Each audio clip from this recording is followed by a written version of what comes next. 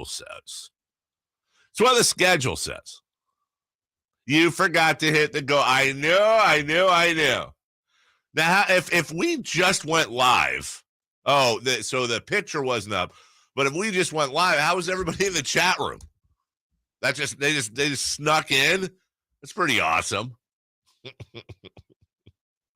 That's pretty awesome. Good for you guys. Hello, Paul. Hello, TCG, and hello, Mike Barnbaum.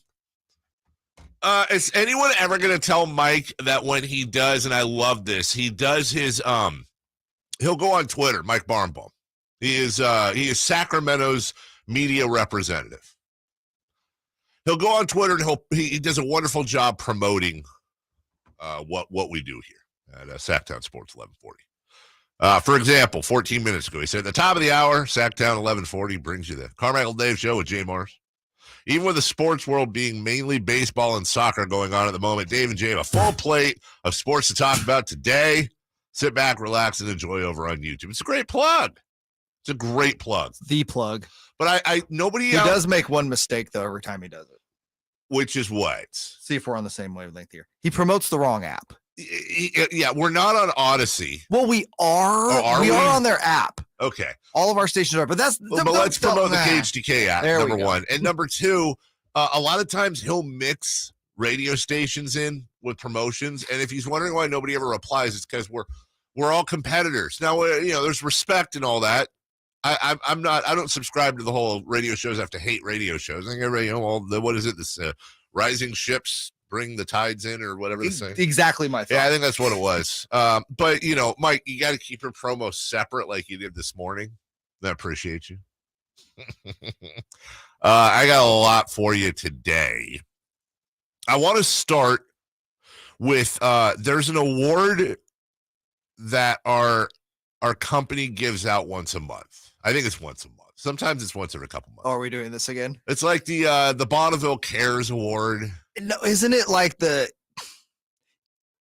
not the name of it, but it highlights an employee. Bonneville Values. It's an Employee of the Month award. Right. Pretty much. And I want to just say this because I've said this privately. I'm going to say it publicly now. Not that it'll make a difference, but listen, first off, awesome, fine. Nobody, it's not like we're all clamoring around for the award. I don't know. I heard there's a bonus with it. Is there? Yeah. I'm kind of hoping. The award. But you have in this building what we call the upstairs and downstairs people. Downstairs is management and sales. Boring. Executives and sales. Boring. Upstairs is programming. I don't know that anybody ever on this level upstairs has ever won this award. No. I've kept track. In fact, the last edition, this is what really pushed me over the edge. The last edition of this award, by the way, longtime employee, she's fantastic. Nothing against her. She's she's not even here. She's here like once a month. But the thing is, to your point, that's the problem. It's nothing against them at all. It's just some of us also care and have values. And have those Bonneville values and display them on a regular basis. Yeah. Some of us have worked through the entire pandemic, not from home. I'm just saying. Not from home. What kind of values do we have, us people that have come in every single day? Yes. Just saying. So rather than, and you get a nice, the whole company gets the mass email. Hey, Fred is amazing and won this. Fred upholds the thing and does the thing, and he's the best. Jane is amazing, and Jane is awesome. Yeah, it's nice to get a pat on the back, everyone. Sure. And you get your picture, and there's a nice little written thing about you. And we've mentioned stuff, right? Yeah. I have an idea. Okay. I'm serious. No, well. Pick it outside the station until someone in programming gets the award. Sort of, but I can't control the levels. Oh, try that one again. All right, let's see here. Yeah, I can't. I can. Okay. I am the controller of levels. Well, the problem is that you have stuff like, and then you have stuff like, that's, whatever. A different level. A real pro would have made all the levels the same before inserting them in. I, starting in August, would like to start our own award. And it's only for members of the Pat, Tom, and Cody show, us, and our promotions, Even our lovely and talented boss Nick, only on this level and with a high lean towards programming. And I think we should come up with a name for it. I don't know what that would be, but we can. That's not important. And I think I'm even willing to go out and get like a little trophy, a plaque, not a trophy, because I think whoever has it for the month should have the trophy. Okay, so it's going to be like the Stanley Cup. Yeah, but no engraved names, because that's too expensive. And I agree. Plus, I don't want to go pick it up and drop it off. And I think it should come. So we should have the trophy. And I even said I'll volunteer to do the first one. I'll send the email to the whole cluster, congratulating the person that won, a picture of them, a picture of the trophy, and a nice paragraph, and we'll call it the monthly Bonneville Love Programming Spectacular. Yeah, right, something. And we give out our own award.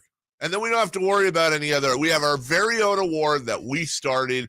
And I'll bet you, I want to see how long it takes for anyone to like catch on that like it's not a real award. Oh, they'll catch on quickly, especially the sales staff, because they're like, wait, there's an award we didn't win? They're going to be up in arms.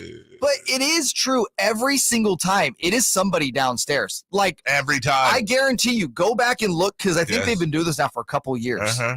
There is nobody upstairs has won it. Nobody. And this is a monthly thing, right? Yes, it's been going on forever. So this is over 24 months. I'm like, dude, there's not even 24 employees down there. I'm pretty sure they have repeat winners. And they even have like things they could do. Like our big boss, who I'm so scared of, I won't name him on the air, but a lovely person. Tom Bonneville. Yes. So there's like, everyone has the parking, and then there's like there's one garage, and you can fit 2 cars in there. And he parks in there, and then I don't know. Sometimes our head of programming parks in there. Mm-hmm. Most of the time, nobody does. Can we do the employee of the month that you get to park in the garage for the month? How great would that be? I'd be down. These are easy wins. I would never, especially in the summertime, right? Exactly. I'll never be management. I'll never want to be management, but I'm helping you out, managers. I'm helping you out. I'm serious. You just did an all-staff email detailing all of this. The only other thing I have is I want to thank, I don't know if I should thank the A's because I paid for it, but I want to shout out the A's. I understand that there are bigger issues, but I took my dad to the game Monday. I watched this, and we had literally the best 2 seats in the house. Like, I would not have. We all saw you, Dave. I would not have picked 2 other seats. And you get the free food, and you get 3 tickets. Paid for it. Well, you're right. I should say the food is included. Right. The parking is included right by the entrance, and then you get a yellow wristband with 3 drink tickets on it. So my dad had the option of getting 6 alcoholic beverages. I think he had 2 or 3. What's Pop's choice of beverage? He had like a mojito, nice, and a Modelo. Oh, Pops was getting down at the A's game, mixing it up. Fell asleep a little towards on the ride home. First off, all you can eat food is dangerous, but we pulled it off. I even had a chocolate malt cup at the end for dessert, some peanut M&Ms, red vines, nachos, a bunch of popcorn. Like I got my fill. But the best part was watching my dad, who pretty much the entire game was well, at least for the first couple of innings, was on the phone calling his friends. Hey, turn on the TV. I'm on TV. I'm on TV. Check it out. Like literally, this won't work on the bro. This was my dad the whole entire game. Now we know where you get it from. On the phone. That's you at Kings games. Yeah, but I'm usually playing my slot machine. Also, a Bonneville Values recipient is in the YouTube chat. Is it really? Simone. Oh, she is. Simone. See, again, downstairs. Now, let's be clear as we take a break. Also, we have breaking Simone news later. Simone deserves it. For sure. By the way, Simone might be my top pick if I had to rank people that you walk by and instantly your day brightens. Yeah, here, let me, where's my button? Well, I gotta get my button. But hold on, I have my button. Hold on, let me press my button. Press your button. When it breaks, we have it first. Sactown Sports 1140. Breaking news. I have been negotiating behind the scenes with her representation, and we have come to an agreement. She'll be joining us every Friday in the 8 a.m. hour now for Friday Fun and Games. You're kidding. She's going to run the board for me. Kidding. So if I want to hop in there with you and You're Jason. Kidding. Again, long negotiations. Oh, my God. You know your boy is the Monty McNair of Sactown Sports 1140. Gets it done. Great. That is the best news I'm going to hear all day long. I love Simone to pieces. I know you all do too. And if you're going, who's Simone? Well, then listen harder. I guess starting Friday at 8. Friday at 8. Oh, that's great. That makes Fridays even better. I know. You're welcome. But thank you for that. Wednesdays, though, that's today, are going to be even better. No, they're not because we don't have Simone. But what we do have is we got cuts from training camp, including Kyle Shanahan. We've got game day stuff going on, which means Kevin Nagle, the owner of the Sac Republic, who's been doing all kinds of media stuff today. Well, we get him first, and we get him in studio. He's coming down from the Ivory Tower in El Dorado Hills, and he's going to slum it up with us from 8:30 to 9, including doing the news and celebrity birthdays. And we've got the voice of the Kings, Mark Jones. That's going to be, by the way, Kevin at 8:27. Mark Jones at 8:13. Leading off is next. The Carmichael Dave Show with Jason.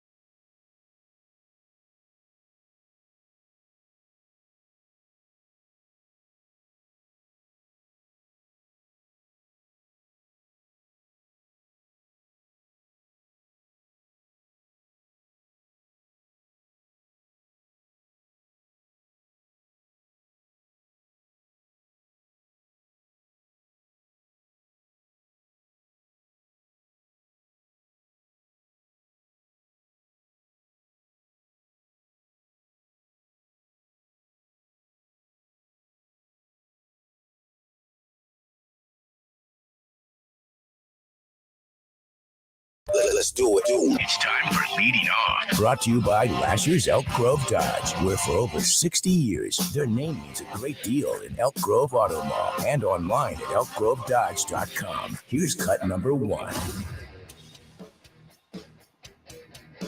GroveDodge.com.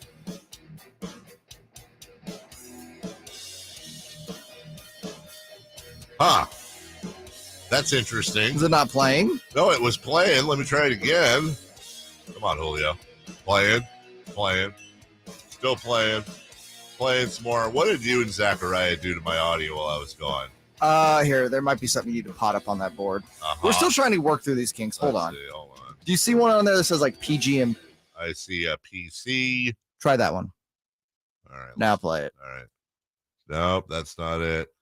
She is wide open for the Atlanta touchdown. Oh, they sold the play fake and then the throwback to the front left pylon, and Julio Jones in the end zone on his 3rd touchdown catch of the year. Again, still working out the kinks on the scoreboard. I think we're forever working out the kinks. That's a good point. Just in general. that's what the award should be, is the Working Out the Kinks Award that we give out once a month. What's that trophy look like? That's actually a great point. That might be an HR issue. Julio Jones has signed with Tampa Bay. The Tom Brady's have another weapon. How much does Julio Jones have left in the tank? I don't know. I don't have the answers to everything. Get off of me. I feel like whatever he had left in the tank, it's like someone added like 3 gallons when you go play with Tom Brady, right? And that Buccaneers offense, right? You would think so. He missed 7 games last year. He missed 7 games the year before. And that was after he pretty much played a full season, maybe missing a game or two every year of his career. It is just amazing in football. Unless you're a quarterback or an offensive lineman, how if you play running back or wide receiver, you basically just fall off a cliff at 30. You just fall off a cliff. Julio Jones in 6 consecutive seasons, 1,600, 1,800, 1,400, 1,500, 1,700, 1,400 yards. Just every year he was good. Every year he was good for 80 to 100 catches, 1,500, 1,600 yards. A model of consistency. The last 2 years combined, 1,200 yards. It really doesn't look like he has anything left in the tank, to be honest with you. It doesn't look like he has much left in the tank, but screw it. It's Tampa Bay. It's Tom Brady, as you said, and now he's going to team up with Chris Godwin. I mean, imagine this. Chris Godwin, Mike Evans, Julio Jones. On paper, it's pretty great. On paper, it's insane. No Gronk, but... Yet. Oh, you're still in the camp of he'll be back by midseason? I mean, come on. You think Tom can talk him out of it? He'll show up. Show up in December. Tom. Be done with his T-Mobile commercials. Julio Jones. Not with my partying, though. The Tampa Bay Buccaneers just got better, maybe. Who knows? Number 2. Cut number 2. Swing and a miss. Diamondbacks win it 7-3. They are 4-1 since the All-Star break. They've won 5 of the last 6 overall. Hey, the Giants are not great. They're losing. They haven't won a game since the All-Star break. Yeah, well. Break up the Giants? Yes, break up the Giants. Please, break them up. I was looking at their roster today. I was looking at ages. I was like, it's one of those moments where you forget because you've seen a guy playing a uniform for so long, you think he's 25 forever. Brandon Crawford is 35 years old. Yeah, dude. Brandon Crawford's a year younger than me. Yeah. I remember seeing how cool it was, this young kid, this baby-faced Brandon Crawford.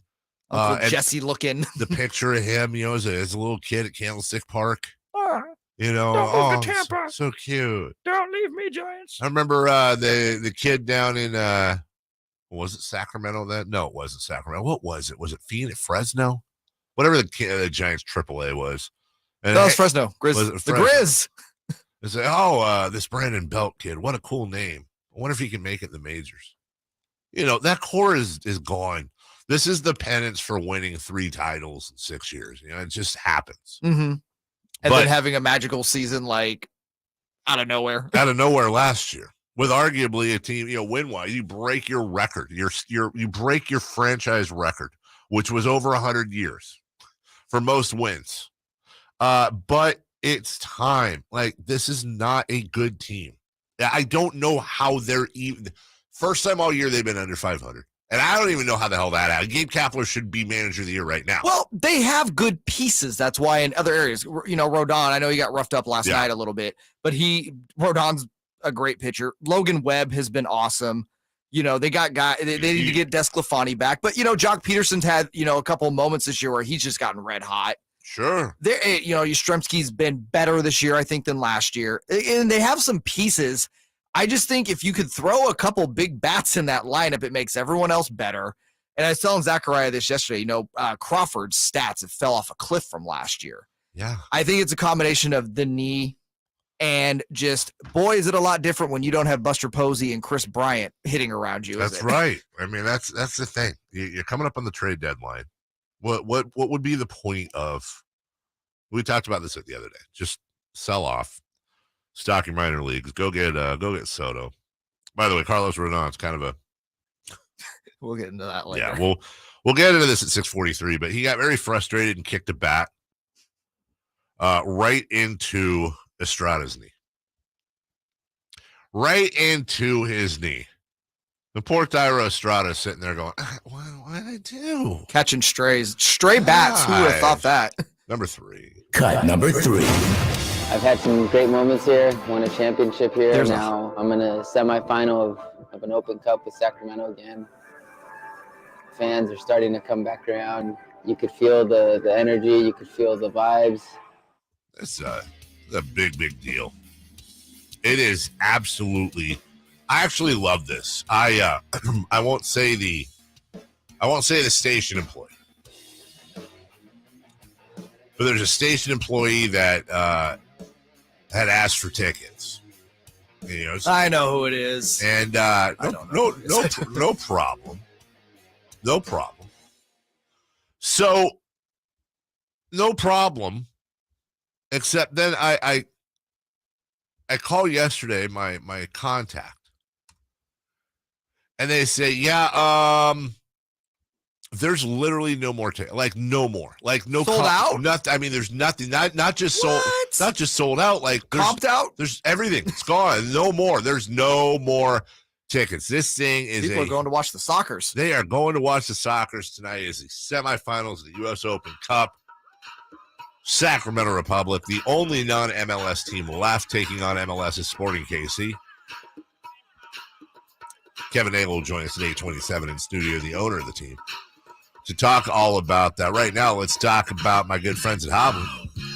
Right now, you can save up to $10,250 MSRP on the new 2022 Ram 1500 Bighorn Crew Cabs. Your Ram selection at Hoblet is insane. Over 600 Rams available, including our defined heavy duties. If only you were on the YouTube dancing, Jay. Save up to $6,250 off MSRP on those new 2022 Ram 1500 Laramie Crew Cabs. While other dealers are marking up off MSRP.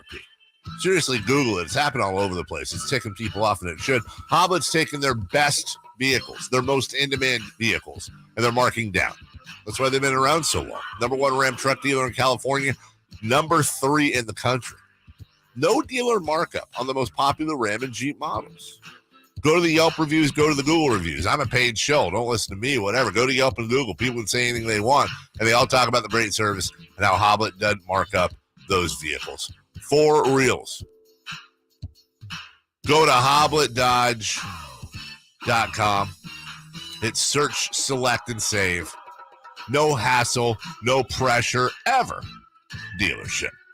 Kyle Shanahan and training camp all happening. We've got audio from camp yesterday. We'll also tell you about Sactown Sports 1140's live coverage down there as well. You can get off the website and more. We're back in just 2. Breaking news, the latest happenings with your favorite teams. Do you ever wonder about what the heck all these kids are doing on computers all the time?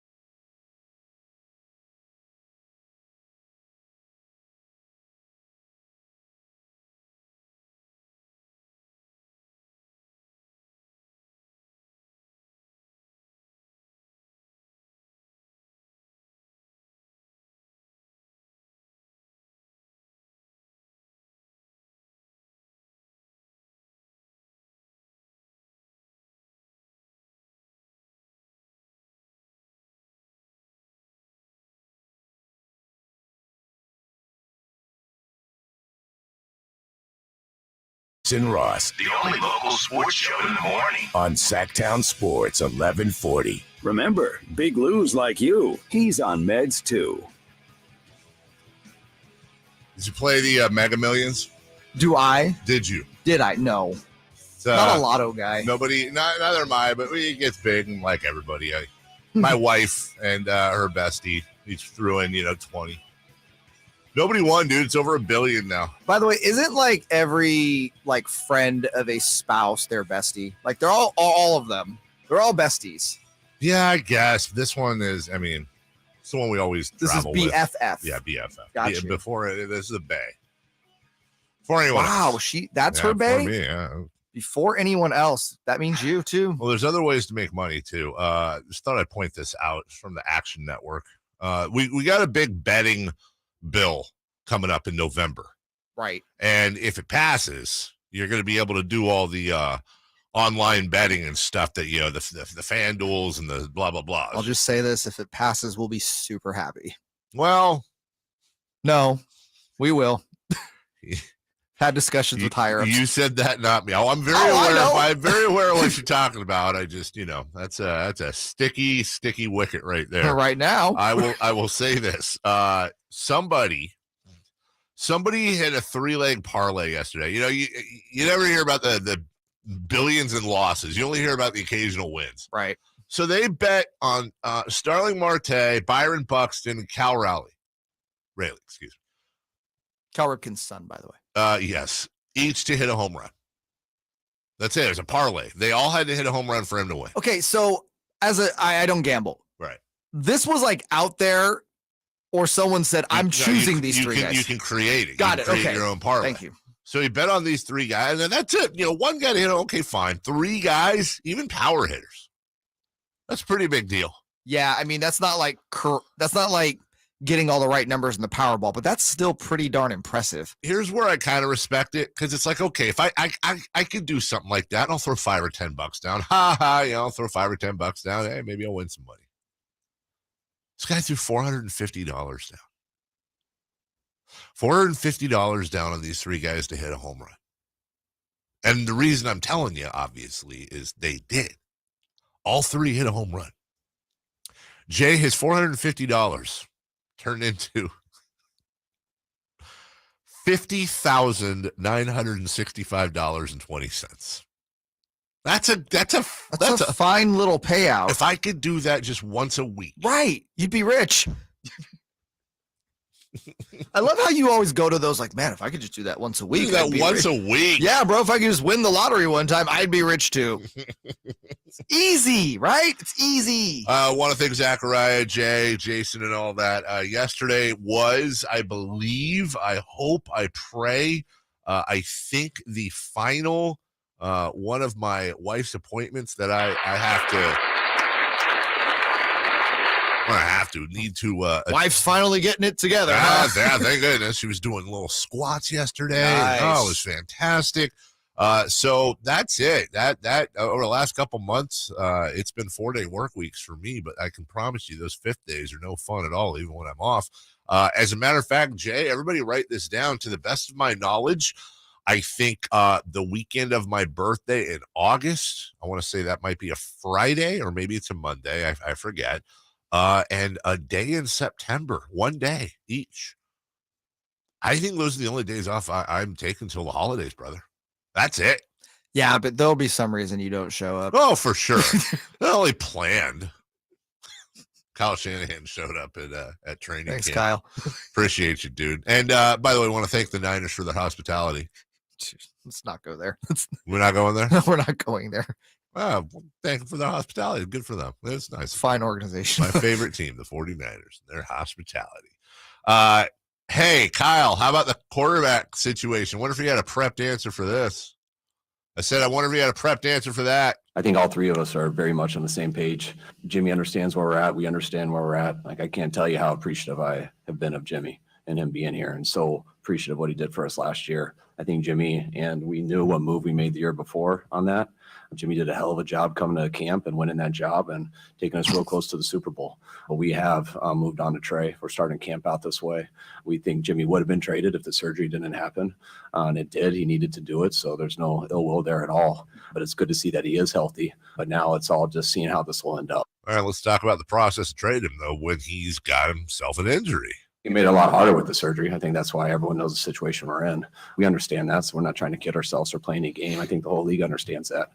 But you also can't just give one of the better quarterbacks in the league, just make him available for no reason to the whole world. So, and the good thing is you can have those conversations with Jimmy, and he understands that too. So we're going to try to do the best for both sides. But there's things we got to work through. And it starts with getting the physical today by our doctors, which I expect that to go well, just like it did with his doctor. We'll see how fast this goes. So no Jimmy on the PUP list. That's the big news of the day. No Jimmy on the physically unable to perform list, which makes him physically able to perform. Yeah, it puts him on the PAT list. The physically able perform PAP to traded.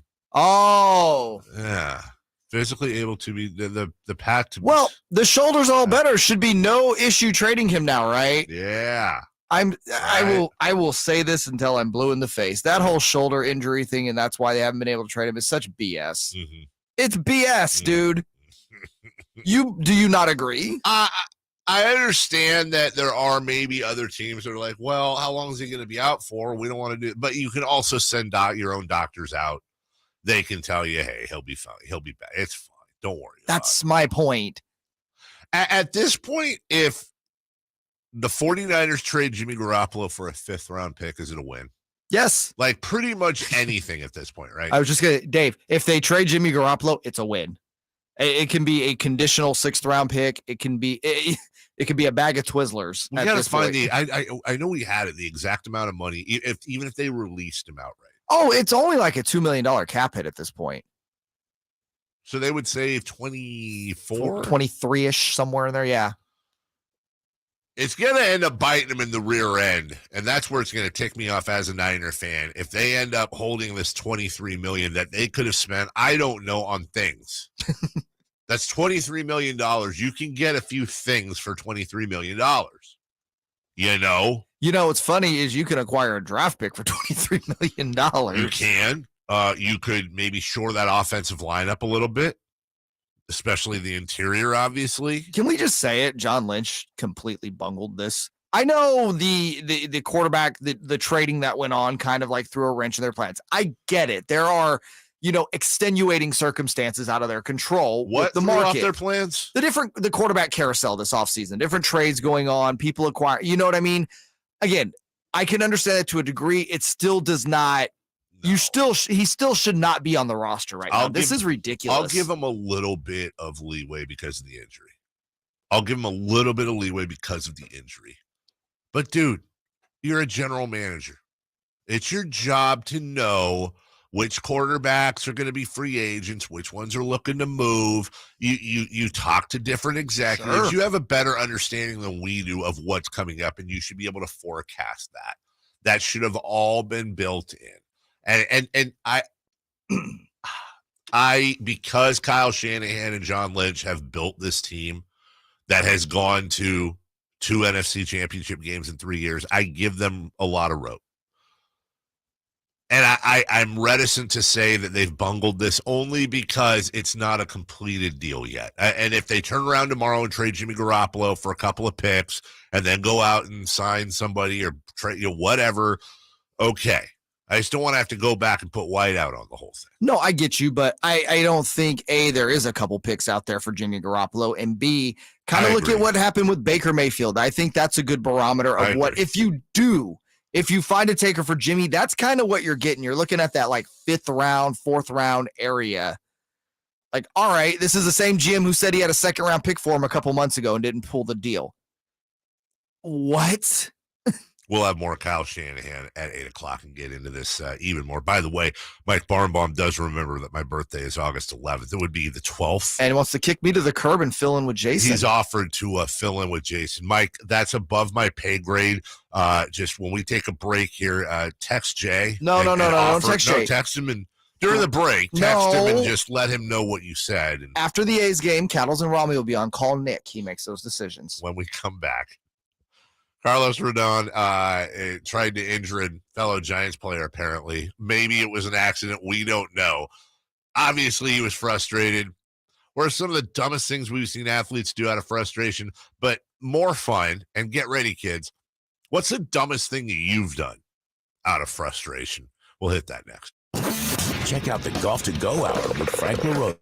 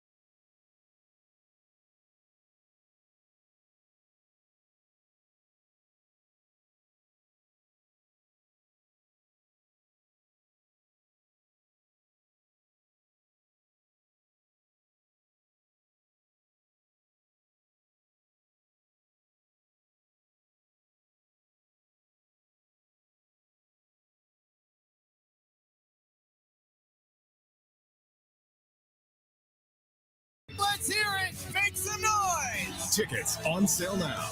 Returning to Golden One Center August 5th through 7th. Opening night tickets start at $15. Restrictions and additional charges may apply.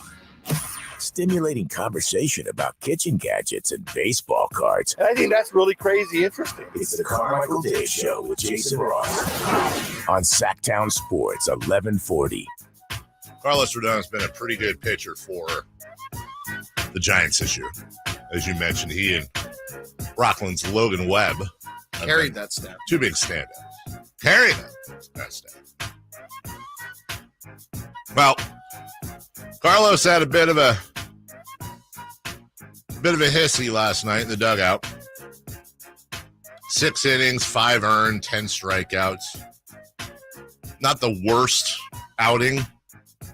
Certainly not a great one, especially for a guy who had an ERA threatening to go sub 3. So he gets in the dugout, he kicks a bat. Kicks it right into Thairo Estrada's knee. Estrada hit the deck. Rodon instantly goes over to him. Probably felt the worst he's ever felt in his life. Mm-hmm.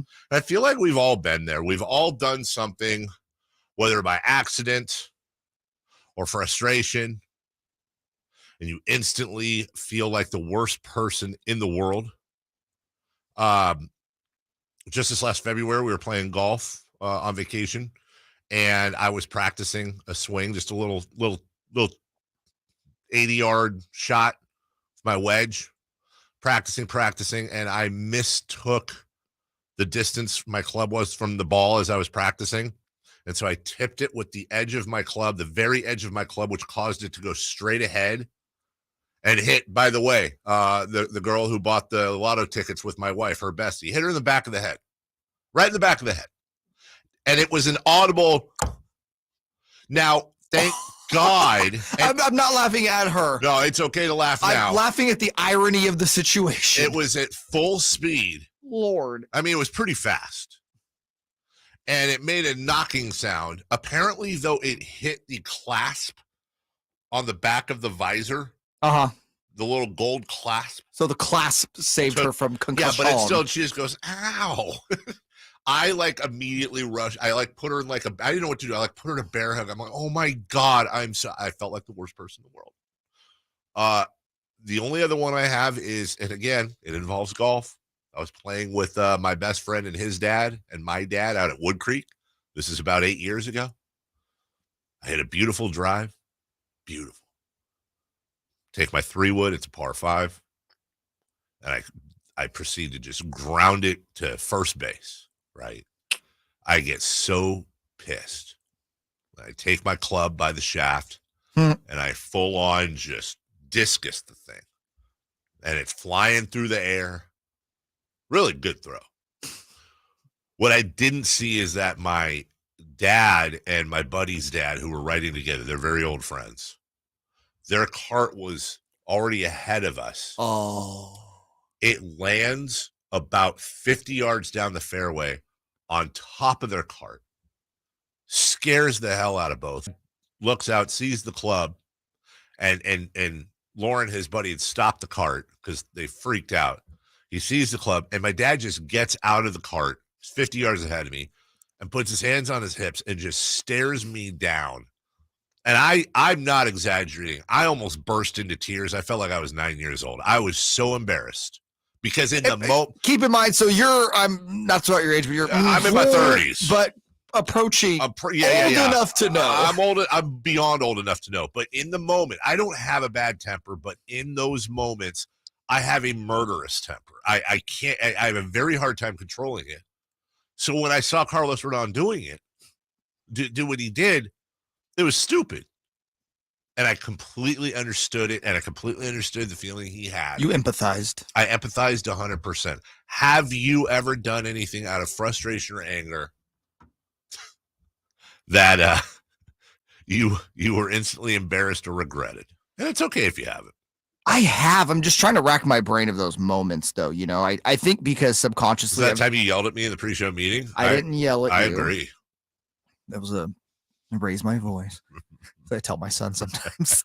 I have had those moments. I just cannot think of it for the life of me right now. Again, I think I've like subconsciously repressed those memories, but I know myself well enough to know I've definitely done that.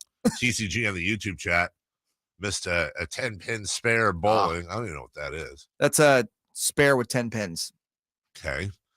Aren't there 10 pins to start? What did you gutter ball the first one? Sure. Okay. Or maybe he's saying the 10th pin. I think that's I don't know. Whatever. He hit the cinder wall he was next to, and he broke his hand, and he couldn't bowl for another 3 months. Yeah. See, I've never had that moment where I've punched or kicked something and injured myself. I have hurt my hand punching something. I've never broken anything. I've hurt my hand punching something. No, I don't want to share that story. No, I think my favorite anger stories for you were the video game ones. Well, that was not a. You injured the consoles. Yeah, that was not not a controller. That wasn't a flash moment, though. No, it was NHL 97. You sure? Nintendo 64. I'm so positive. We used to have our we play 2-on-2. We have buddies come over and we play 2-on-2, and we were up like 8-2 in the third period, and it was one of those I hate computer love. It was one of those things where the computer just glitches. Programmers put in that catch-up AI. It was 8-2. They won 10-9. Wow. And I physically took our screen door. I couldn't get our screen. Our screen door was it would always catch. Mm-hmm. I wanted to go outside and have a smoke and calm down and pace. So pissed. And I couldn't get it to open. So I kicked through the netting and then proceeded to just pull the whole door off, just bent it and pulled it off the tracks. And I threw it into our backyard. And I was like, man, what did you do that for, you idiot? I do remember one thing, though. Now it's coming to me again. I kind of repressed these memories, and I felt so bad afterwards because I hit someone else. We had at my old station, there was a promo area.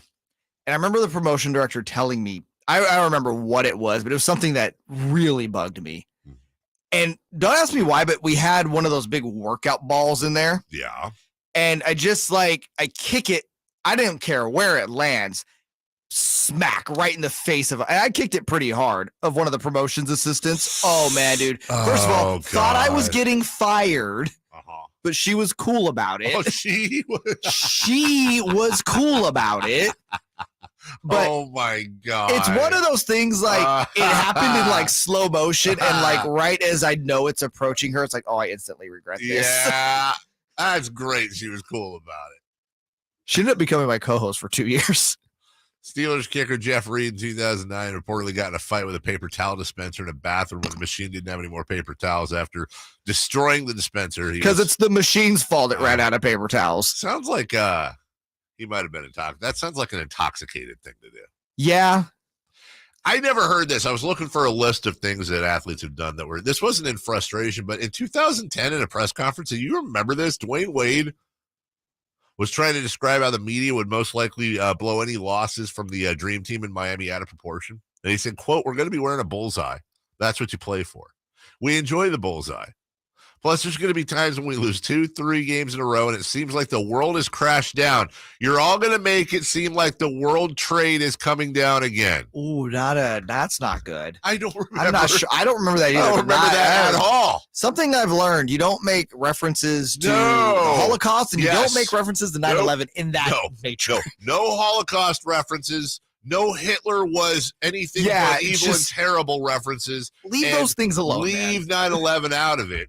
Dwayne Wade said he didn't mean to make such a gross comparison, and he quickly, and good for him, apologized for his remarks. In the heat of the moment. Kevin Nagle is going to join us in studio, the owner of the Sacramento Republic, also a minority owner of the Sacramento Kings. Speaking of the Kings, we'll have Marcos Breton. He doesn't know this yet, but we're going to have him on tomorrow as he broke the news yesterday that the Kings are in talks advanced talks even, to buy the River Kitties. That'll be interesting. When we come back, though, we're going to preview not just the U.S. Open Cup, because we're, Roro Lopez needs it. We're not doing like X's and O's, but really what this means for the city and why this is such a big deal. We'll do that next. The biggest game in the history of the Sacramento Republic FC happens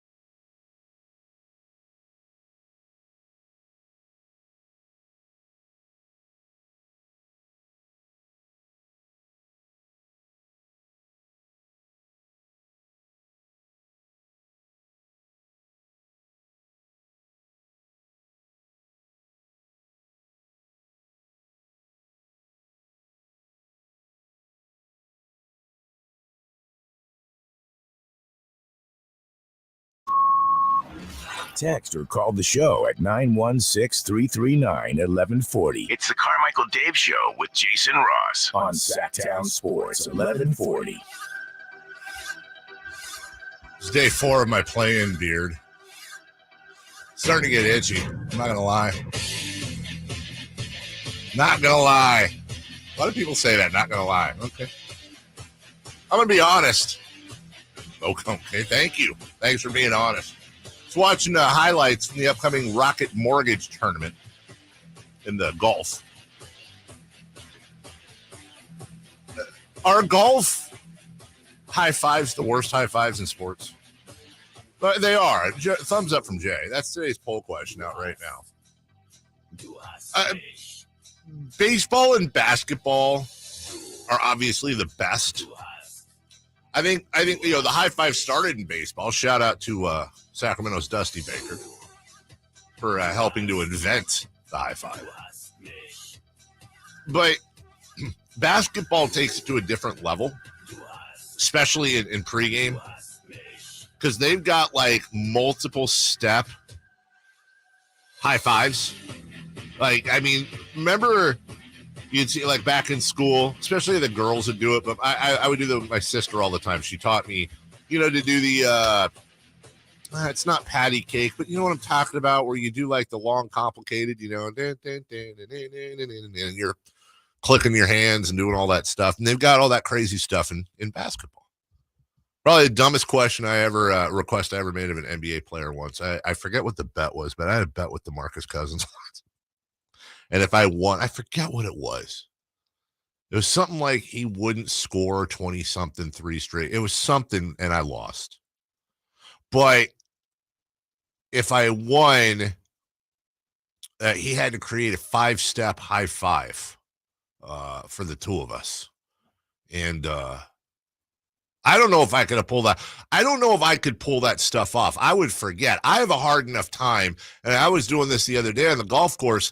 I have a hard enough time, especially with COVID, with you going for the fist bump and then there's a high five and you don't know what to do, so it ends up being like a stick shift. Guy goes into fist bump you and you're high fiving you. You don't have time to switch to the fist bump, so you just you grab his fist and just kind of shake it. Or if you go in for the high five, he's got the fist bump, and then you switch to the fist bump, and he goes to the high, and then it's just a cluster. And I hope we see a lot of high-fiving tonight from the Republic side of the pitch. U.S. Open Cup semis. If they win, this just in, they go to the finals. And they will take on the winner of Orlando and New York. So one way or the other, and as I understand it, and Kevin Nagle will join us at 8:27 in studio, the owner of the Sac Republic. By the way, Mark Jones, voice of the Kings, just before him at 8:13. Either way, they're traveling for the final. And we know that. I believe they're traveling for the final. So either way, it's going to be Orlando or New York. But we're not looking ahead. You may not be a soccer fan, and you may be saying right now, God, what is your next segment going to be, Dave? Well, just, it's 3 for Madness. 3 questions, 3 answers. But this isn't really necessarily a soccer conversation. I mean, yes, there's soccer happening tonight. Yes, it's going to be sold out. Yes, it's going to be rowdy and crazy. And I just hope it's a good game and obviously a win. The worst thing would be is that, Sporting KC opens up a 4-0 lead in the first half. And I don't think that's going to happen. The Republic have shown that they can play with these MLS teams. Beat San Jose, beat the Galaxy. They've shown they can play. But this is such a big deal because it puts the Sacramento soccer contingent on the map. And if you haven't been looking, take a look, because all around the country, you've got soccer publications, soccer fan groups that are pointing out just how crazy and rabid Sacramento soccer fans are. And you're going to see that on display tonight. Now, I was there year 1 at Hughes Stadium for the USL Championship when the Republic won their very first year in existence. It was a wonderful game. It was a wonderful finish. By the way, Rodrigo Lopez, the hero of that game as well, and he'll be on the pitch tonight. This is going to be louder because I think the fan base understands things a little bit more. I don't know that we all fully appreciated winning a USL championship and what that was all about, but this is a whole different level. If you have a base familiarity with international soccer, this would be America's equivalent to the FA Cup, perhaps, in Europe, where teams from all levels can compete. You started out with over 100 teams in this thing. You're down to 4, and one of those teams is a republic. And by the way, it's not like they're the best team in the USL right now. They're fighting for a playoff spot. They'll probably get it, but that's the thing that's weird to me. This tournament takes place during the season. Yes. Much like the FA Cup does, much like Champions League does, much like the WNBA tournament was taking place during the season that finished last night, and much like what Adam Silver wants to do. Now, in that WNBA tournament, by the way, and I was listening to Damon and Mendelara before us, they were talking about it in the update. I think the players got $30,000 a piece to win, and the MVP got an extra $5,000. And that kind of outlines the problem with the NBA tournament. Right. Please keep in mind, most NBA,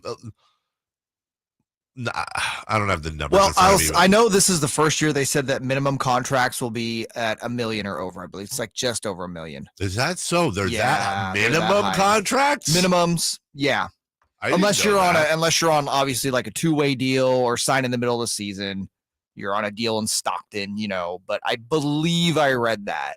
No. WNBA salary cap. No, NBA. Oh. Yeah. WNBA. No, $1 million is like the highest paid player in the league. I thought you were talking about the WNBA. No, the NBA. What? Or excuse the MNBA. Yeah, our friends in the WNBA, little behind that. The largest payroll in the WNBA.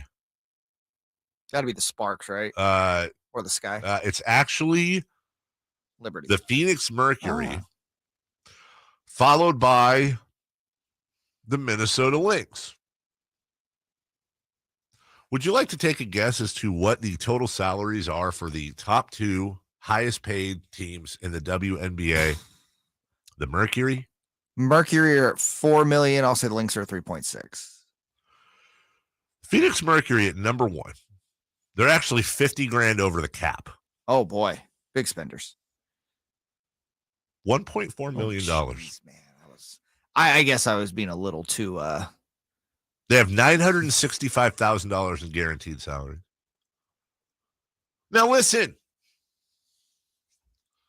I'm not trying to get into a pay equity situation. What I'm saying is that the whole better than nothing thing that doesn't necessarily fly. But when you compare that to, it's unimaginable. So when you think about it this way, my point is $30,000 for a player in a league where the minimum salary is $72,000 a year.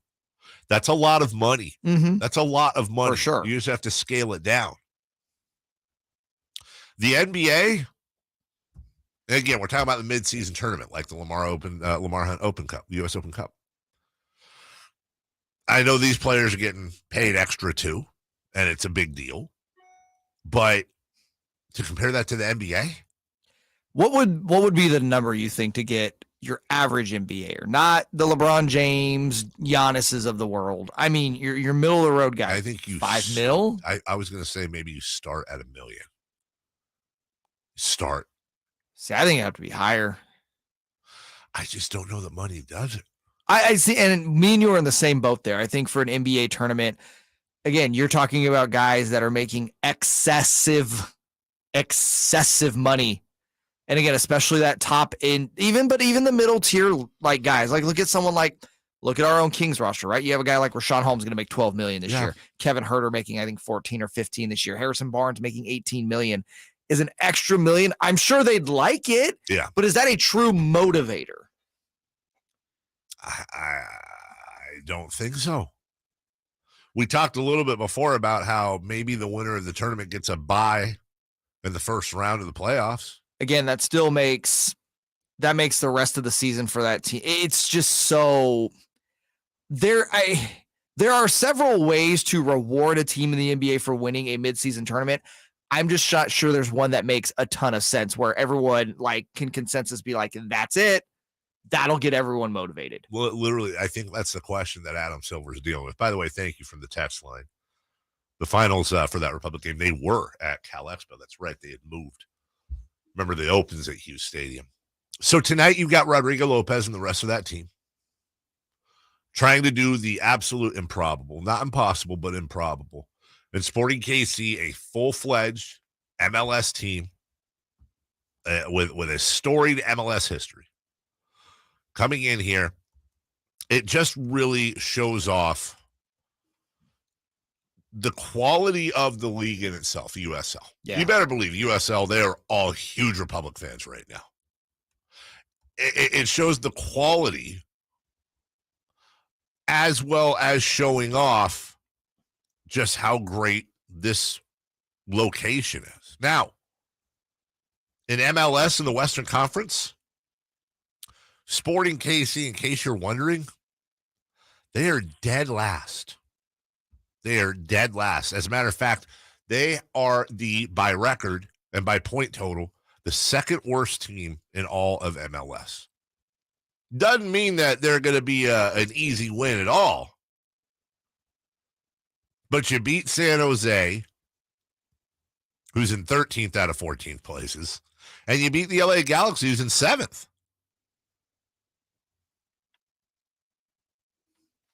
It's a big, big, big match tonight. You can catch it on Fox 40. I know that. But screw that. You can catch it right here on Sports 1140 KHTK. The great Rob McAllister on the call, 7:15 pregame. The wonderful Rob McAllister on the call. So get on that. And I think our buddy Kevin's also going to be making a halftime appearance on this station, too. So good stuff. We'll take a break. When we come back, 3 for Madness. We need jingle singers for 3 for Madness. I completely agree with you. Pistons and Jazz are bringing back their classic jerseys. Oh, God, I know where this conversation's going. Mike Tomlin, might he have too lofty of goals? And Julio Jones going to Tampa Bay. What's that going to mean for him, Tom Brady, or will it mean anything at all? Just 60 seconds from now, we'll start 3 for Madness. No flipping. We'll be right back.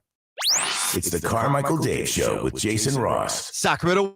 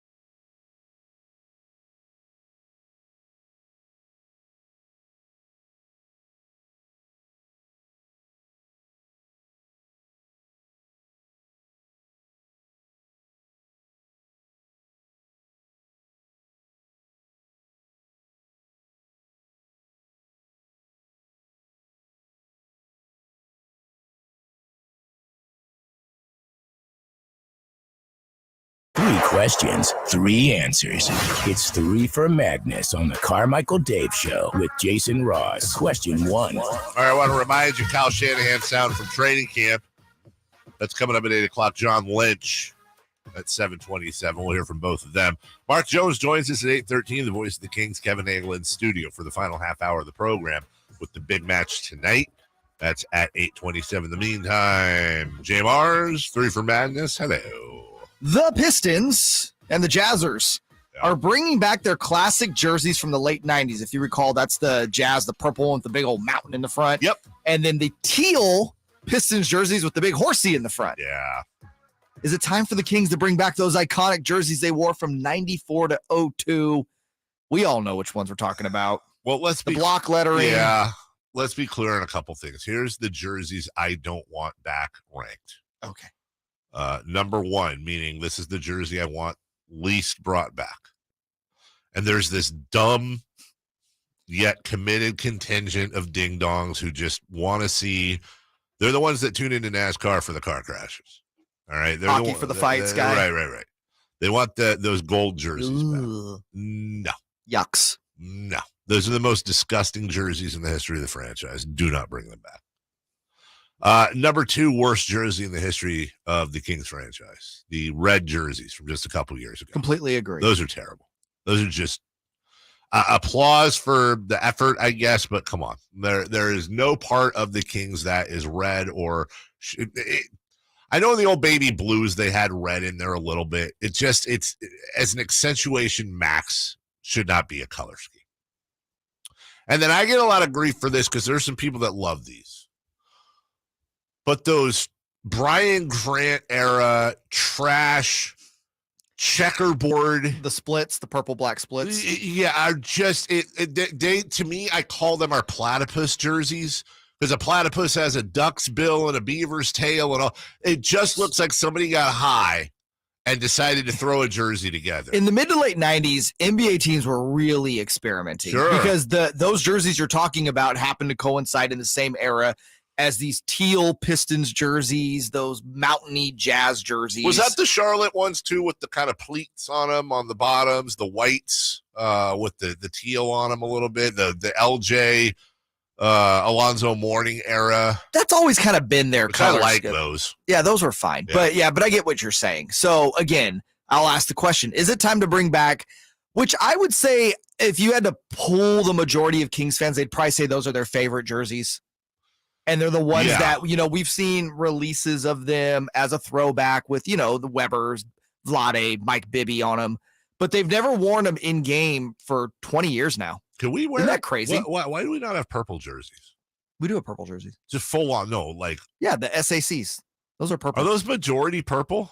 Dude, yeah. Oh, I'm tripping. We've been wearing those for Are they really 6 years. majority purple? Yes, look at them. Oh, what am I? Am I on drugs? I think so. I must be. Because I think purple, to me, purple and black should be purple, black. By the way, white. Dave, you're not the only one, though. Remember, Big Lou's like you. He's on meds, too. I think purple, black, white should be the, and I'm also torn, by the way, on one hand, nostalgia wise, if they brought back those home whites and those road baby blues, and I don't like the baby blue jerseys, but I'm talking about the 1985. Yeah, they brought back the royal blue version of those from the early 90s, which I think is the best version of those, honestly. Yeah, but I'm talking about the babies. Yeah, I know. Go year one if Right. you're going to do it. Oh, God. Yeah. How did I not? What am I? Golly, man. You're still not answering my question. Is it time to bring back those jerseys? If you want to bring back the 2000, 2001, 2002s, you want to bring back those road blacks full time, I'm here for it. No, I mean as a classic jersey to wear this year. Because again, all these teams have their classic uniform they put on for 15 to 20 games. I think this would be the year to do it, and I think you want to make some merchandise money. You have a De'Aaron Fox version of that for sale, a DeMontis Sabonis version of that for sale, Keegan Murray, Davey, you can go down the list. I just letting the Kings marketing team know there's some cash to be made off of those. Would you be down for a hot pink one-off? Hot pink with who's doing the hot pinks this year? There's someone's doing the hot pinks this year. Guys, it's not Phoenix. I just saw these. No, Miami had the hot pinks. Miami has the best alternate jerseys. You mean they're they have for years. They're whatchamacallit. The city edition. The city edition. Oh yeah, the Miami Vices. There's a hot pink version of that. Ultimately, I'll say this as we move on. It's fun to talk about jerseys for a minute, but I don't care. They could wear. Come on! You would get the feels if you saw those jerseys for first time in 20 years on an NBA court. But it's very simple. Win ball games, I don't care. And if you win ball games, Do you think it's a coincidence that everybody's favorite jersey is the 0-2 jersey? That's everybody. If you took a poll, I don't think it's a coincidence at all. No, it's not. But I also think it is one of the better jerseys they've ever had, just from a style standpoint. Someone somewhere still has. They still have. I guarantee you they've got it somewhere. One of the alternates that was proposed once. It was to promote, I think, recycling in the environment. There is somewhere out there a green-based Sacramento Kings alternate jersey. It's sitting right next to that green-based Maloof jersey. Oh, God, the Maloof Cups? Yes. Yeah, number 2. Question 2. Steelers head coach Mike Tomlin said he reminded rookies that the goal this year is to win the Super Bowl. Is that realistic given the team's tentative starting quarterback is the great Mitch Trubisky? Well, yeah, it's absolutely not realistic for that team at all. But I respect where Coach Tomlin's coming from. You know, first off, it's football, and anything goes in football, and teams have been known to surprise. And Kenny Pickett, they hope, is the future of that team. But you're dealing with teach him well, let him lead the way, right? There is an argument that the Steelers actually might have been better off getting off of Ben Roethlisberger a couple of years ago. But I do appreciate the franchise. That he's such a huge presence, and has been for the better part of the last 2 decades. You know, going from this kid out of Miami, Ohio, to really putting himself in the pantheon of all-time Steeler greats, probably second only to Terry Bradshaw when it comes to people behind center there. For sure. It's a big pair of shoes to fill. This is almost certainly going to be a down year for the Steelers, but they have a wonderful, one of the best coaches in the NFL, Mike Tomlin. I believe the second longest tenured coach is outside of Belichick. Is it him or Carroll? I want to say he's been there longer than Pete Carroll. Oh, it's right there. It's either I'd have to look that up, but you're right there. They're neck and neck. Tomlin's wonderful, and I think he's always been underrated. But yeah, dude. But what are you gonna do? Hey guys, the goal this year is to do your best and have fun. That's what I say to my son. You don't say that to NFL players. Could you imagine Mike Tomlin of all head coaches saying that? That would be great. Number 3. Question 3. Will Julio Jones have a career resurgence this season, catching passes from Tom Brady? I think that he'll, and again, the key with him is always health. It's always health. If Julio Jones can play in more than, it's a 17-game season now, remember, if he can play in more than 14 or more, I should say, he's going to have a resurgence simply from playing all those games. But when you have Godwin, Mike Evans, even Cameron Brate, who's not Rob Gronkowski, but he doesn't suck. And by the way, you have Tom Brady. Julio Jones is going to have single coverage basically all season. And that's something that he really didn't see much of, the first 8, 9, 10 years of his career. He's not used to single coverage. Now, he has definitely fallen off. He's hit that 30-year-old odometer and has fallen off a cliff. But can I see Julio Jones having a 700-800 yard, 7-8 touchdown year? I don't think that's out of. I think that would be a very successful year. I think that'd be a very successful year for Julio Jones. It hasn't been a very successful couple of years when it comes to people trying to find deals on houses. If you looked around, especially in our market, you've been down there. You put in an offer on a house. You get emotional about it. You start imagining where you're going to put your kids' furniture and where you and the spouse are going to watch TV and hang out in the backyard and just really upgrade your life. And the next thing you know, 17 offers come in on top of yours, and some guy in San Jose who sold his 1-bedroom, 1-bath comes in with a cash offer and kicks you out. We've all been there. Well, the tides are changing a little bit, and nobody better to talk to me than my good friend Shelby at refinancewithshelby.com, reminding you got to do a couple things, Shelby, to get yourself a deal in this market. Number one is shop around, huh? There's no better time to shop around. Every single consumer needs to be shopping their interest rates. Retail lenders are getting absolutely crushed by mortgage brokers right now. No better time to shop around your mortgage. And by the way, it's not hard. I go and I decide, I want this house. I got the realtors involved. I got all that. And hey, a lot of times, the realtor's gonna, hey, I've got my friend Billy who can take care of your loan. Okay, so you give Billy your info and he gives you your rate and your deal and all that. Shelby, it's just a simple matter of calling you or Pete or anybody over there and saying, here's my deal. Can you beat it? Why would people not do that? I don't understand it myself. Literally, all what we need is to know what your credit score is and see the loan estimate from the other lender. We don't need to run your credit, nothing to shop around. So it's an absolute no-brainer. It's absolutely hilarious to me, and not hilarious is the right word, though. People will shop around. They'll drive an extra 5 miles to save 1 cent a gallon. They'll shop around on cars, on all this stuff. You're talking about 300, 400, 500, 700, 900,000, these huge purchases, and they can't you make one phone call. And as you said, mortgage brokers right now are kicking the heck out of retail. By the way, local. By the way, as I always say in our spots, the title companies, the appraisers, you know the whole crew. Realtors know you. They've done business with you guys before. They're going to feel good recommending you guys to their clients because they know you're not full of garbage and the loans are going to go through. And as far as sellers right now, Shelby, we're starting to see scared sellers a little bit, aren't we?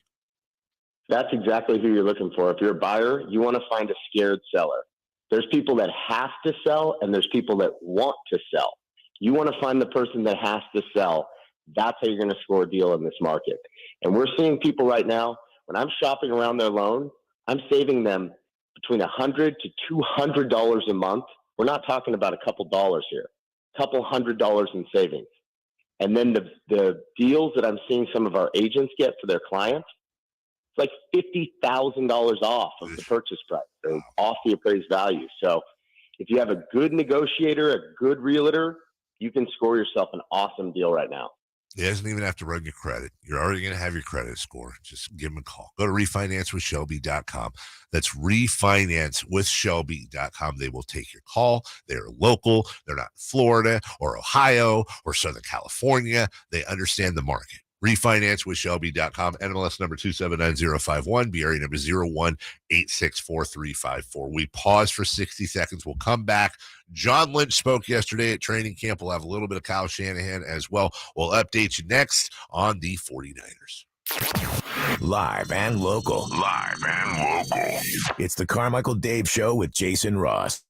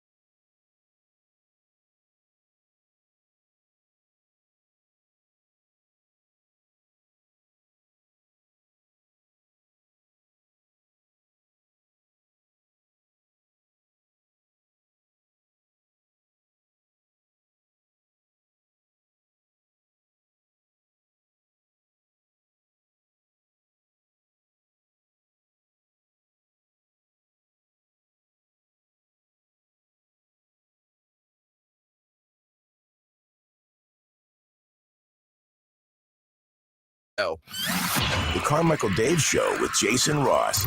Text or call the show at 916-339-1140 on Sactown Sports 1140. Marcos Bertone of the Sacramento Bee will join us tomorrow at 8 a.m. We'll talk about Does he know that yet?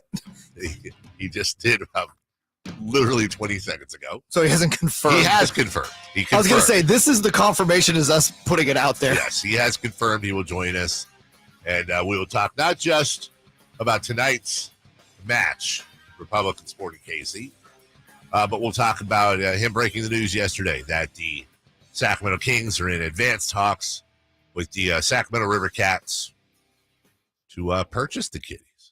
Now, listen, this has been, and this is nothing on Marcos. He'll say the same thing. It's been the worst kept secrets in circles for the last few months.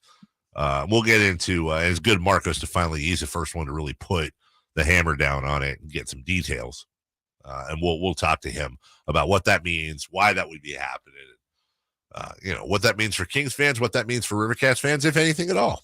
Or is it just, hey, here's a team, let's buy it. I'm just wondering. I'm here for the cross promotion. I'm going to save that take. Oh, are you? I'm going to save that take. I'm 100% here for the cross promotion.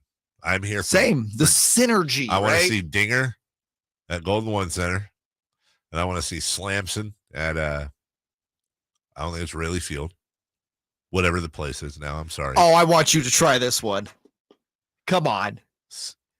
I always mix them up. It's not Bel Air Field either, in case you were going to go there. No, so Heart Health is where the Republic play. Correct. Is it Sutter Health? Look at you. Look at that. Sutter Health, baby. Woo! So there you go. I want to see Slamson at Sutter Health.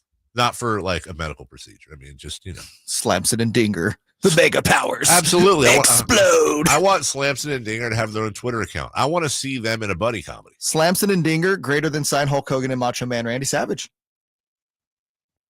No. Yes. No. Yes. John Lynch was asked about Nick Bosa yesterday at the opening of training camp, specifically paying Nick Bosa a lot of money. In the spring, you guys didn't seem to be in a rush to get something done with Nick Bosa, and he didn't seem to be in a rush either. Is that something that could maybe wait till next off season? Where are you in that? I think the thing I'd tell you there is if you look at our history, our cadence, most of our deals are done with 1 year left on the contract. Nick's got 2 years left. And so that doesn't make it impossible, but it makes it more likely that it's something that will be addressed next year. No absolutes, never say never, but here's what I do know. As long as we're here, Nick Bosa is going to be a part of the Niners, and he's going to get paid handsomely to do so. So his time's coming, and when it does, he'll get what he deserves because, man, what a special player. Okay. Not knocking the reporter for asking the question because you have to do it, but isn't that like you said, the whole Kings Rivercats thing, really bad kept secret, right? Right. Worst kept secret ever. Nick Bosa is going to get extended by the Niners. Yeah. He's going to be a quite the rich person. The question is, will he still be teammates with Deebo Samuel? Now that's the big question, and John was asked certainly about that extension. We've had really productive and substantive talks. I don't want to get everyone all excited that something's imminent because we're not there yet, but really hopeful that in the near future we'll be able to, announce something that's exciting for everyone involved. And so that's good. Deebo's here today, and we're excited about moving forward with him as part of this team. Okay, let's move on real quick to Kyle Shanahan. First off, injuries and such early on. He addressed Trey Lance with a little arm soreness. It's been reported that Trey Lance suffers from arm fatigue. And one day he'll throw a lot, and the next day his arm will be so tired he won't be able to throw at all. Is that accurate? I think it happened one day in training camp last year, but that would be accurate with every quarterback ever coached. So, yeah, guys get arm fatigue at times, but nothing to – Trey's arm was great throughout all of OTAs. It's been great talking to him through the whole summer, and I expect it to be the best it's looked tomorrow when we practice. But for a report to come out about a guy's arm soreness, I get it. There could be a report about every quarterback I've ever coached, though, too. But, no, I think we're all right with his arm soreness. Mm-hmm. Aha. Okay. Monitor that one. Here's Kyle Shanahan saying it's not all going to be on Trey's shoulder, no pun intended, to start out. In order to get to a certain point in this league, for all quarterbacks, you have to go through some stuff, no matter who it is. And that's what I'm so excited about Trey, because I know there's going to be some good. I also know there's going to be some bad, but I like the situation we're putting him in where I feel we have a team that if we can stay healthy and build a team around them, I don't think it all depends on Trey right away. Just like Jimmy in 2019.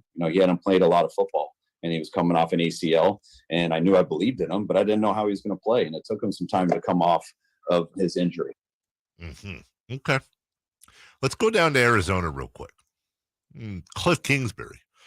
They were able to sew up their quarterback, and Cliff was very happy about working with Kyle Murray. I have not. When I watch what he's done since he got here the first year and his development in all areas, all he's done is gotten dramatically better each and every year. And that's what I judge it by. And, there's a handful of quarterbacks that you can win a Super Bowl with in this league, and we feel like he's one of them. And I wouldn't want to work with anybody else. That was not here with you yesterday. Did you guys talk about Kyler Murray at all? Oh yeah, his little clause in his contract. In case you missed it, Kyler Murray has a homework clause. and it sounds from most NFL executives, it's the first time they've ever seen this. In the contract itself, it says players shall complete at least 4 hours of independent study each week, excluding a bye week, during each playing season.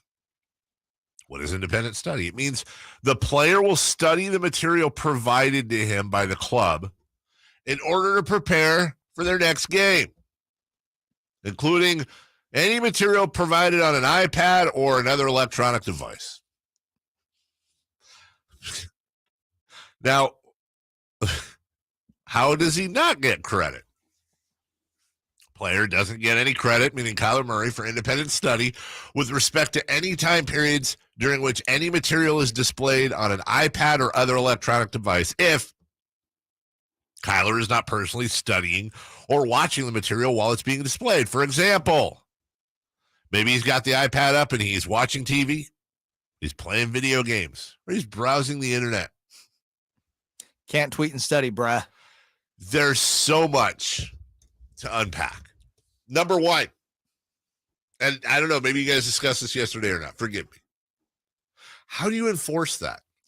We didn't discuss the enforcement of it. Okay. I'm with you. How do you enforce it? How Is it do you enforce it? Do you have some sort of monitor on his electronics, like a parental lock? Is it like with my kids where they have computer time and then it shuts down? Mm-hmm. The other question I asked, and this is my big one, they're paying him lots of bucks, as Isaiah says. Yeah, lots of bucks. Lots of bucks. $230 million extension. Is it concerning to you? Yes. That you have to that you have to enforce this? Yes. Kyler Murray once said, quote, "I think I was blessed with the cognitive skills to just go out there and see it before it happens. I'm not one of those guys that's going to sit there and kill myself watching film. I don't sit there for 24 hours and break down this team and that team and watch every game because in my head, I see so much." So there's a couple of things here. It's the old ADD excuse, as I like to call it. It's the old adage of, and we used all the time on the show, two guys run into first base. One has perfect form, one has crappy form. They both get to first at the same time. Which guy do you want on your team? The guy with perfect form or crappy form? You always want the crappy form, because if he's tying the other guy, what happens if you fix him up? So the first thing I thought, well, the second thing after I thought, oh, God, this is embarrassing for Kyler, was, oh, my God, so he hasn't really been studying film and he's been one of the better quarterbacks in the NFL? Mm-hmm. What happens if he actually, grows up, quote unquote, commits? And by the way, I say grow up and you say commits, and I think that's fair. I think when you're getting paid that type of money and you have that type of skill and doesn't mean Kyler's not working out, staying in shape. It doesn't mean he's not working his tail off and all that. But, dude, commit yourself all the way around, and you're talking about a first ballot. But I want to know all I care about. Because literally, dude, if he's thought to have breached the contract, if he doesn't do these 4 hours, it's a contract breach. Mm-hmm. They can void the contract. So my question is, how do you enforce it? I mean, I'm sure they have, at least in their head, right? They have their way of doing it. But let's go to what you just said. Let's say he breaches the contract. Do you release him? But it depends on his performance, because it's certainly a great backdoor to get out of that salary. And that's what it seems like to me, is like, if he's good, are you going to actually enforce this? No. But you can fine him. You can fine him heavy amounts of money. I've never heard of anything like that. You should be powered up from the get-go, from the jump, watching film, tape, doing all that stuff. I know it's tiring being out there, being an NFL quarterback, but you should have the energy to be able to do 4 hours a week of film study. Maybe he needs to go to AmericanEnergy.com. AmericanEnergyAir.com to be exact. Right now, Kyler Murray and anybody else who wants it's not just limited to him. $49 tune-up offer in the works. It's happening right now. Plus, you get a free indoor air quality test upon request. That rhymes. It's hot. It's going to stay hot for a while. Don't make the mistake of thinking that next month is the last month of hot. Every year we go through this. Every year we remember, summer ends in September. Not August. It's going to be hot for another month, probably month and a half, maybe even 2 months. We're not there yet. Make sure American Energy keeps that air conditioner tuned up and not just running. Just because your AC is running and your house is cool doesn't mean it's working right. That may explain why your energy bills are sky high. For just $49, you can make sure that there aren't any hidden issues that are going to come up that'll cost you thousands. And also that your system's running properly. As we always love to do, American Energy is local. 1981, they've been serving you since. Better Business Bureau A+ rating. That's as good as it gets. They go to college on that one. Go to AmericanEnergyAir.com for your $49 tune-up offer. That's AmericanEnergyAir.com or call them at 916-520-9990. That's 916-520-9990. Tell them Carmichael Dave sent you. Let's get in the NBA, just a tiny bit. News and notes, a big extension in Phoenix. And Jaylen Brown, where does he want to play? Does he want to get traded for Kevin Durant? We'll get into that more next. You want more Kings coverage? Sactown Sports 1140's giving it to you. I like the Monk deal a lot. The Kevin Huerter one, you got control of a guy who, around the league, people still think he's a pretty good player. Impressions, let's start with the Kings' top pick, Keegan Murray. What do you think of him? And you obviously knew him well at Iowa. Yeah, I thought he was terrific. I called efficient and versatile. He's going to make shots. He's an elite jump shooter. Log on to SactownSports.com for exclusive content. SactownSports.com.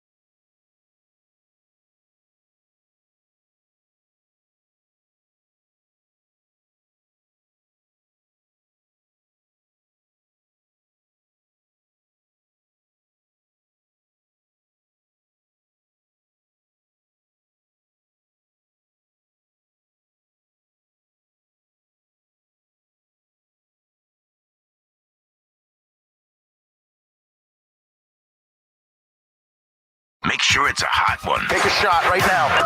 Call or text at 916-339-1140. The Carmichael Dave Show with Jason Ross on Sactown Sports 1140. Good to hear the president is now COVID negative and returning to duty, and everybody calm down. I said that when the last one also. I just heard the president took a duty. He returns to duty, sorry. COVID negative. I said that for both sides. So. Could you imagine when they told him, hey, Mr. President, you don't have COVID anymore? I had it. See, send your letters to Jay. Oh, it's all good and fun. Can we get back to like the 90s where it didn't matter, Democrat, Republican, we made fun of our politicians? Damn it. I will say this. The only reason I bring that up, other than, thumbs up, yeah. You know how I'm always obsessed with awesome collectibles. See, oh Jesus! So he tweeted it out, and he had a picture of his negative COVID test with the little swab in there. What you want, dude? That would be a great collectible. Imagine having like COVID tests from the last two presidents in a little case. Tell me if I had a trophy room and you're rolling around, I should start compiling a list. And you've got, hey, look, there's Ronnie Lott's finger, there's Kurt Schilling's sock. There's Donald Trump and Joe Biden's COVID negative test. What about their COVID positive test? What do you think say that goes for more? That 100% goes for more. That's like the and like how do you can you grade them? Like can you get a Gem Mint 10? Gem Mint 10 COVID Trump COVID positive. 9.5 Biden COVID positive. If you came over to my house and there's Biden and Trump's COVID positive tests in a glass case, Schilling's sock, Lott's finger, Abraham Lincoln's lockets of hair. Remember that one from a few years ago? Some tea from the Boston Tea Party. See, I think I would have, if I had the money, I would have the best collection of anyone. Okay, but staying on the president thing. So let's say you have Biden and Trump's COVID positive test, right? What's something from the George W., Obama, and Clinton administrations? Like, what would be that collectible? If the Trump and Biden collectibles are hold on, that's actually a really wonderful question. Hold on. I mean, I'm being serious here, so I'm not trying to make. Okay. I got the George W. one. It's got to be something 9/11 related. I was gonna say the book he was reading to the children. Yes. It was something because I was trying to think. Andy Card leaned into him at the school and whispered in his ear. God, would it be the phone he used? One of the documents Obama used to write his playlist for the year.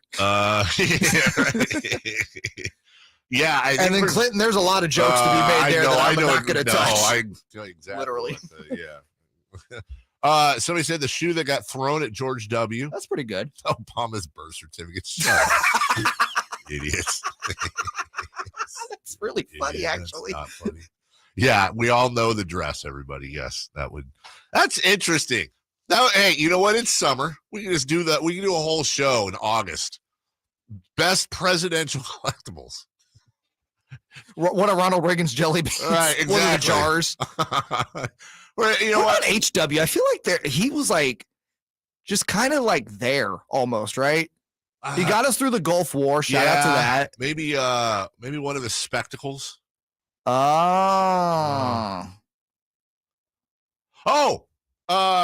Buddy of mine just texted me when GW was George W. was walking the site, the hat he wore. No, I'll tell you. No.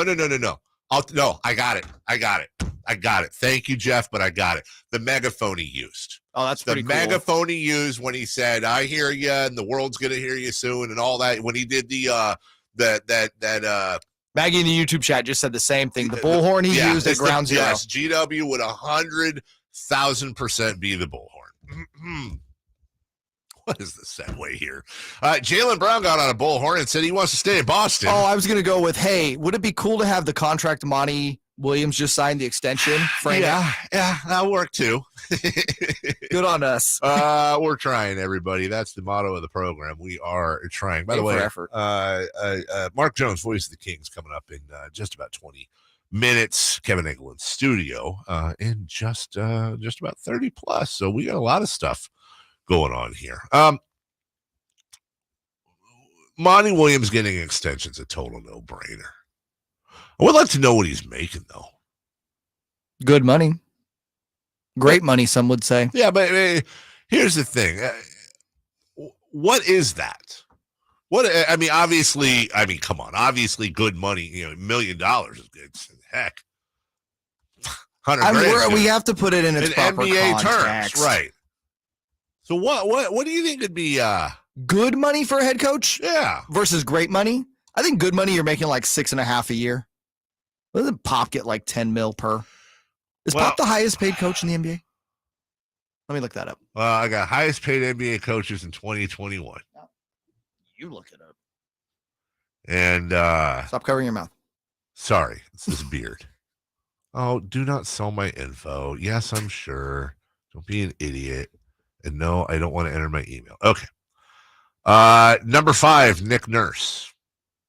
What's Nicky? Well, what did Nicky pull home in 21? 6 to 8 million per year. I was in the ballpark then of good money being 6.5. Steve Kerr, number 4, 8 million. Not bad. It's according to the IB Times, July 15th of last year. Number 3, Dr. Rivers.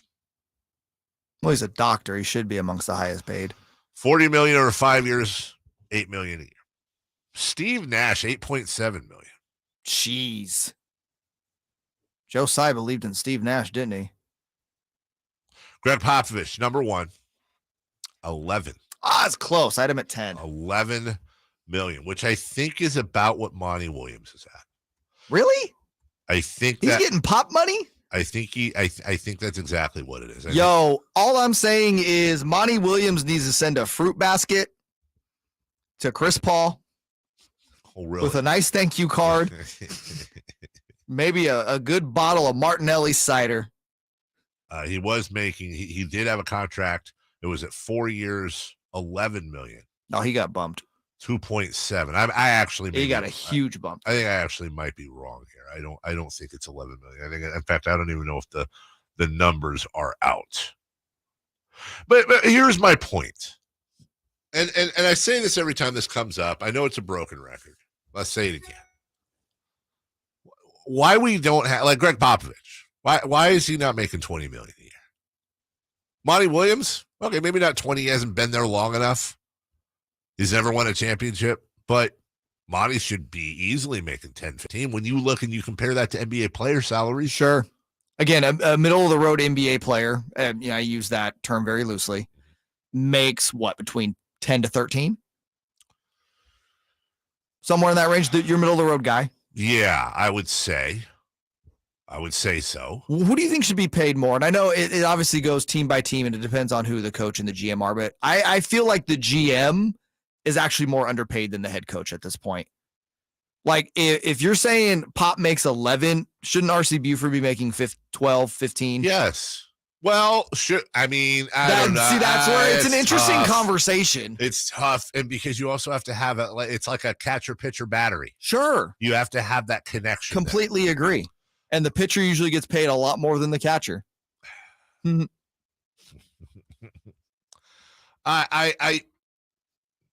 Pat Riley, for example, dude, Pat Riley has to be raking in money. Trying to see here. Yeah, Pat Riley makes 11 million a year. Okay. Is he the highest paid executive? He is. RC Buford at 9, Bob Myers at 8, Neil O'Shea was at 6.5, David Griffin at 5.8. That's 2022.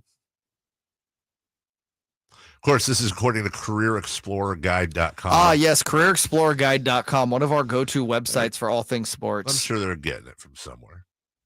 But to me, I think, again, we've talked about this before. If I was Vivek Ranadive and I bought this team in 2013, the first thing I'm doing is I'm going to Popovich and Buford. And I'm saying, or I'm going to Peter Holt, the owner of the Spurs, for example, and I'm saying, listen, can I buy these guys out? Mm-hmm. What is the cost? Everything has a cost. What is it? Yeah. Then I'm going to we just saw it in Minnesota, right? Yes. Them pulling Tim Connolly away from Denver. I'm going to Jerry West, who was, I think, either available or about to be available. I mean, and to put it in context, going back, you remember when there was speculation that, hey, Seattle has the Kings, right? All you heard was Phil Jackson in Seattle. They wanted to hit a home freaking run, and that would have cost some big money. When did Joe Laca buy the Warriors? was it early 2010s? I don't know the exact year, but I'm pretty sure it's early 2010s. Oh, it was July 15th of 2010. There you go. They reached a deal for $450 million. Good investment, Joe. From Chris Cohan. Why is this, you want to talk about the right thing. Turns around and hires Jerry West in 2011. Worked out. Hired Jerry West. Well, and then we hired Chris Mullin and Pete D'Alessandro. No offense. Well, even the Clippers, when Ballmer bought the team, where did he go? I don't know if it was the first year, but it was early on in the tenure. It's like, hey, let's go get Jerry West. Yeah, that guy's smart. That's what you do. You come in and you say, who's the guy? Who's the guy? Well, Kyle Shanahan's the guy in Niner camp opening up. We got some clips from him and around the league. Also, Mark Jones at 8:13. Kevin Nagle in studio at 8:27. This is a huge last hour. We'll do it next. The biggest game in the history of the Sacramento.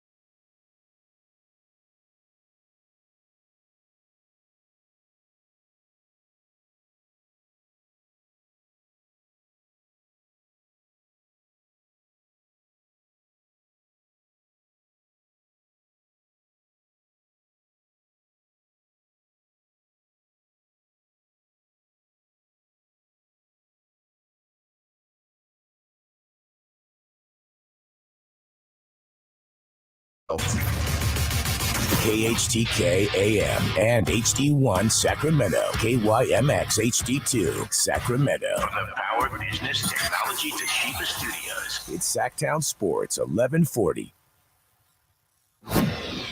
It's the Carmichael Dave Show. He's on the microphone when he's not on the microphone. He's playing a song, and when he's not playing a song, he's on the microphone, and then boom. With Jason Ross. Jay, hey, my headset's Text or call the show at 916-339-1140. It's the Carmichael Dave Show with Jason Ross on Sactown Sports 1140. By the way, hi. That was off-air stuff. Hello. Welcome in. Hello to everybody on YouTube. People are still sending in what would be the ultimate. What would be? I said that getting one of the COVID tests from our last two presidents would be one of those. Always is fun to have collectibles that pop out of nowhere. You saw that Mickey Mantle is about to be. I think the auction closes middle next month, but there's a Mickey Mantle rookie, the Mickey Mantle rookie that everybody knows. But I think it's the best. It's a 9.5. Ooh, that's. And they're thinking it's going to break. Is it Honus Wagner? I think it's going to break the record. I think Honus Wagner's baseball, but I think either it's Brady, LeBron, or Kobe have like the record. That's right so now. crazy. That's so crazy. Anyways, people are Not as crazy as the name Honus. Yeah, you don't see a lot of Honuses. While you were gone, Jason was going over his card collection for the YouTubers. Oh, by the way, he has like a Don Mattingly binder. It's one of the funniest things I've ever seen. Of course he did. And did he have a Greg Nettles binder too? Oh, yeah. yeah. He did. Yes, he did. You better believe it. And just like random 8x10s Yeah. of both. Yeah. Anyway, so he gets a DM from Mr. Sign Lady showing off his like the first sleeve of his card collection. Uh-huh. First card. And I told him, like, dude, he just flexed on you. Autograph Willie Mays card. Oh, shut it down. Shut it down. I was like, Jason, put the Mattingly binder away. You just got flexed on. Shut it down. So people are sending in presidential collectibles. Obama's NCAA bracket would be a good one. That's a cool one. They did every year. That'd be a neat one. There's a lot of these I'm not going to say. Jeff is going outside. See, I like this. This could end up being an actual fun show segment down the road. The Tuck Rule ball. Oh. Yeah, but here's the thing. Who does that mean more to? Raider or Patriot fan? In the negative sense, Raider fan. Right. Obviously. But who would pay more for that? The richest Raider fan or the richest Patriot fan? I feel like the richest, also most miserable Raider fan acquires that ball. That's who gets that. A rich, miserable Raider fan. Same guy also says Evander Holyfield's ear. Wasn't that reattached? Yeah, you can't get that. Okay, but let's say it wasn't. And there's a chunk of Evander Holyfield's ear floating out there. Here's the collectible. Is you have a little rotating like clear dome thing, and the little thing rotates underneath, and you have his ear, and then you gotta have Tyson's mouthpiece or Tyson's teeth. Yeah, that's not gonna work. Yeah, I know, but could. Mark Jones will join us in about 10 minutes, and Kevin Nagle in studio at 8:27. How about Bill Clinton saxophone he played on the Arsenio Hall show or the glasses?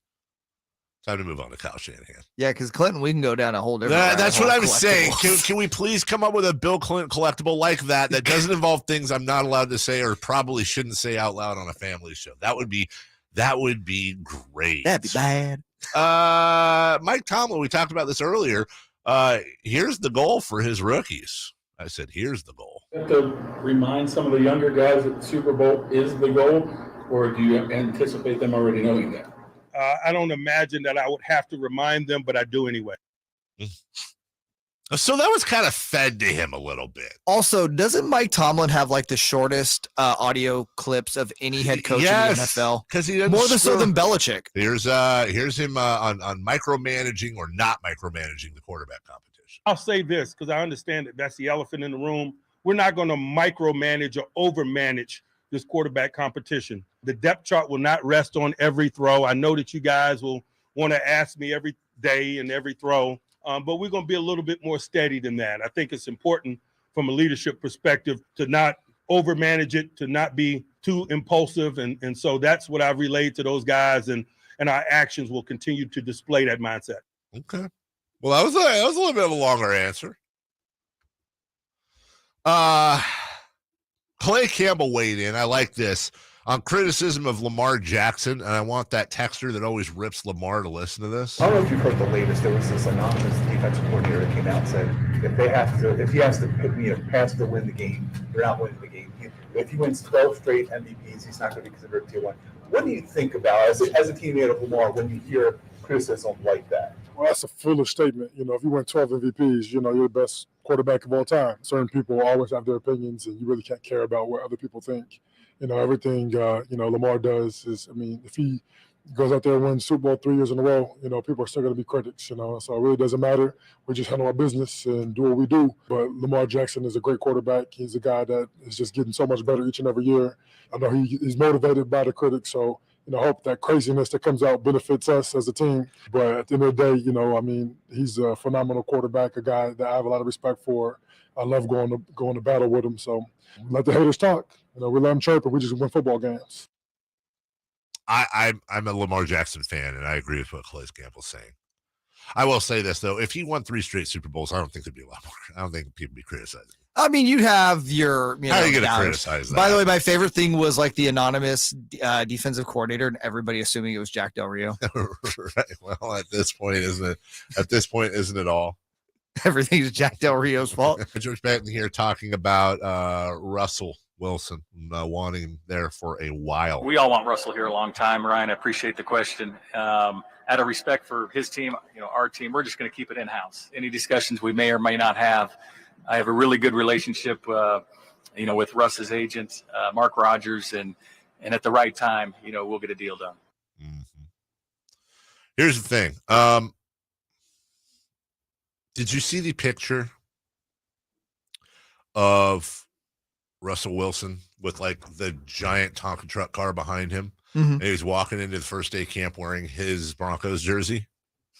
And I think one of our fellow Bonneville hosts said, like, I in all my years of 20 years of being around football, I've never seen a player wear their own jersey.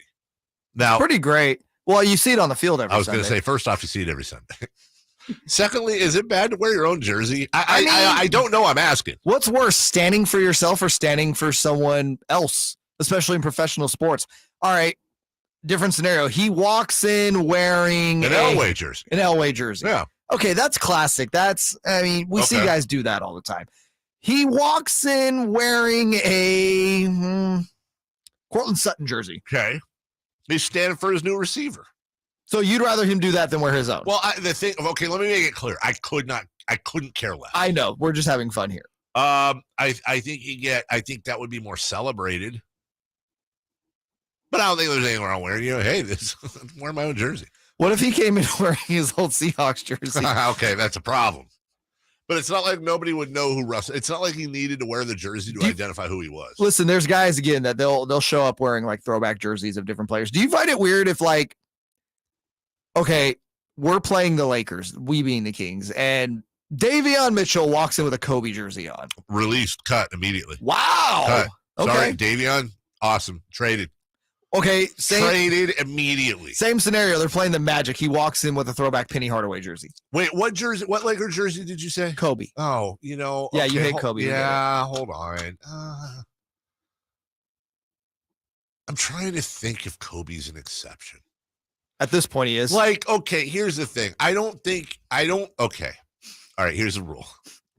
I think it's okay for a Kings player to wear a Kobe jersey to honor him. Mm-hmm. But I don't think you do that game night against the Lakers. Okay, that's fair. I think that's the line. Like if you told me I had to wear any Lakers jersey ever other than Ron Artest, I would probably pick Kobe just out of honor. Okay. Yet I still hated him when he played. Sure. Hated him. But sports hate. Yeah, I mean, I just wouldn't. If someone said, "Hey, you got to rock a Kobe jersey," I'm going to find an All-Star jersey to rock. Sure. No, that's a great idea. That's what I was would saying, do. but it had to be a Laker jersey. Sure, yeah, it's for me. It'd be Kobe or Magic. Worst thing. I won't even name a player because I don't want to get them in trouble. I don't want to connect them. Playing the Lakers this coming season, and random Kings player X is walking down the drip tunnel, and he's wearing a Robert Horry Lakers jersey, or James Johnson during the relocation wearing the Seattle Supersonics hat in the Kings locker room. You have to keep in context how emotional people were at the time. He did that in the moment. In the moment, you know, so in the moment, and that matters. Yes. Whereas, although I'm not, for me personally, it'll always be a James Johnson thing because of it was in the moment. But if it said any insert Kings player wore an Horry jersey into the locker room, I think that is.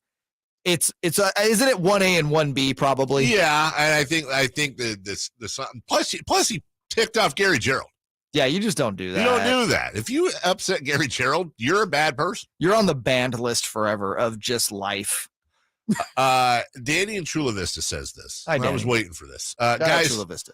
We all know Wilson is a bag like that. Who glosses themselves? That's on the text line at 916. Well, a lot of guys gloss themselves. Why is Russell Wilson the most unfairly goofed on athlete? I think he gets a bad rap, yeah. So he was like, didn't he talk about so first off, he and super nice guy. He and Sierra, right? His wife, when they were dating, the whole thing was they weren't going to have any premarital. Right. And then they get married, and don't they have a bunch of kids now? Which God bless them. I don't know if it's a bunch. Okay, but they have bebés. They've definitely procreated. Maritaled.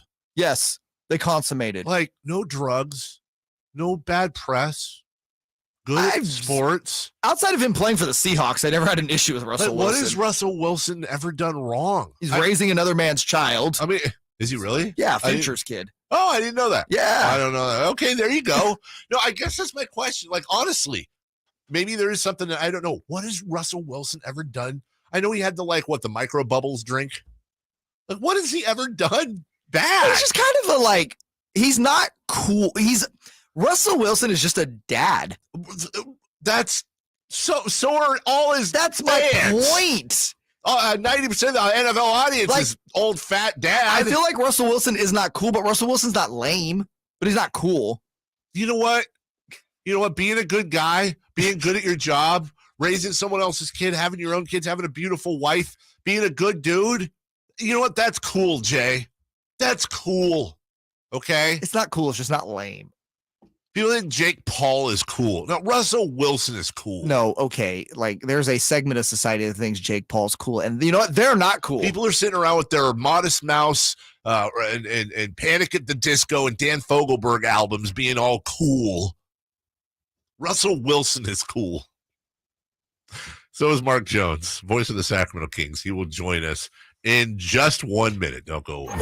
Breaking news, the latest happenings with your favorite teams. You ever wonder about what the heck all these kids are doing on computers all the time? Stay up to date with all of it by following us on Instagram and Twitter. Excuse me, gentlemen, a little update for you. At Sactown 1140. What's up? We're talking to Chad Hoblet of Hoblet Dodge, Chrysler, Jeep, Ram, and Woodland. Chad, what's going to make this, the summer event, the best yet? Savings. Right now, save up to $10,250 off MSRP on new 2022 Ram 1500 Bighorn Crew Cabs, or $6,250 off MSRP on 2022 Ram 1500 Laramie Crew Cabs. Couple that with up to 32 miles per gallon highway with the Ram EcoDiesel, and you'll have even more savings over trucks that are only a few years old. 32 miles per gallon highway for a truck? Are you sure? Yep. 32 miles per gallon with the Ram EcoDiesel. Plus, we have over 600 available, including the hard-to-find Ram heavy-duty models. Well, better hurry, because this kind of savings with those MPGs won't last long. Take a test drive today or see their full selection when you search, select, and save at HobletDodge.com. Best prices, best selection, period. $10,250 total net savings after $6,000 factory rebates and $4,250 dealer discounts. Rebates include $1,500 Chrysler Capital bonus cash. Must finance with Chrysler Capital qualified. And $1,250 Conquest bonus cash. Must own or lease non-FCA group vehicle. $6,250 total net savings after $1,750 factory rebates and $4,500 dealer discounts. Rebates include $1,250 Conquest bonus cash. Must lease or own non-FCA group vehicle. 5 net savings. Highway MPG stated according to US EPA estimate. See dealer for details. The 94th most popular celebrity from Carmichael. How popular do you want to be? Meets a Celtics broadcasting legend. Celtics are going to go for the win. Everybody here at Golden One Center on their feet. The Carmichael Dave Show with Jason Ross on Sactown Sports 1140. The conversation we ended the last segment with was, what has Russ Wilson ever done to deserve the dragging he gets? I can't figure it out. On the text line, it says clothing company, Good Man Brand, gives back to underprivileged kids. That's what I'm saying. I've never understood anyone that doesn't like Russell Wilson, unless, again, you're like a Niner fan like we are, and he just killed you. I am going to do something here, Jay. I'm inducting Russell Wilson into this show's J.J. Watt Hall of Fame and standing for him. We are now, especially now that he's not a Seahawk, we're a Russell Wilson hive. It's what we are. Russ, J.J., good guys that get dragged because they're good guys. Remember my old partner Kyle Madsen used to make fun of J.J. Watt all the time. Always going to have cameras. And they just paid for someone's funeral a few days ago. We are here for athletes of all sports. We are here for athletes that are good people. It's okay. Being a good person is cool. Like the voice of the Sacramento Kings, Mark Jones. He's a good guy. That's cool. And he joins us right now from an undisclosed location. Mark, it's Dave and Jay. Good morning. Hey, fellas, how you doing, man? I appreciate the intro, man. Yeah, you know what? It's easier to stay a good person than a bad person, right? Fundamentally, theoretically, any way you want to think about it. But yeah, hey, I'm not so undisclosed. I'm gone, Dave. I've gone dark after summer league, but just on in South Florida right now, just doing a little cool down workout after a nice walk, and it's off to a good start today. So thanks for having me on. Tough spot, South Florida. You deserve it, though. Little beach action there. You know, I say I disclose. I don't want to just give away your location. The next thing you know, by the end of the interview, everyone's hounding you for an interview. But I will ask you this, though, on that subject. We'll move on to the Kings. But, Mark, we were talking about Russell Wilson and how he was getting dragged for wearing his own jersey. It seems like every other week Russ Wilson's getting dragged for something. And my thing was, honestly, like, and I was being serious, like, I don't remember Russell Wilson doing anything other than marrying a beautiful woman, having children, raising a great family, and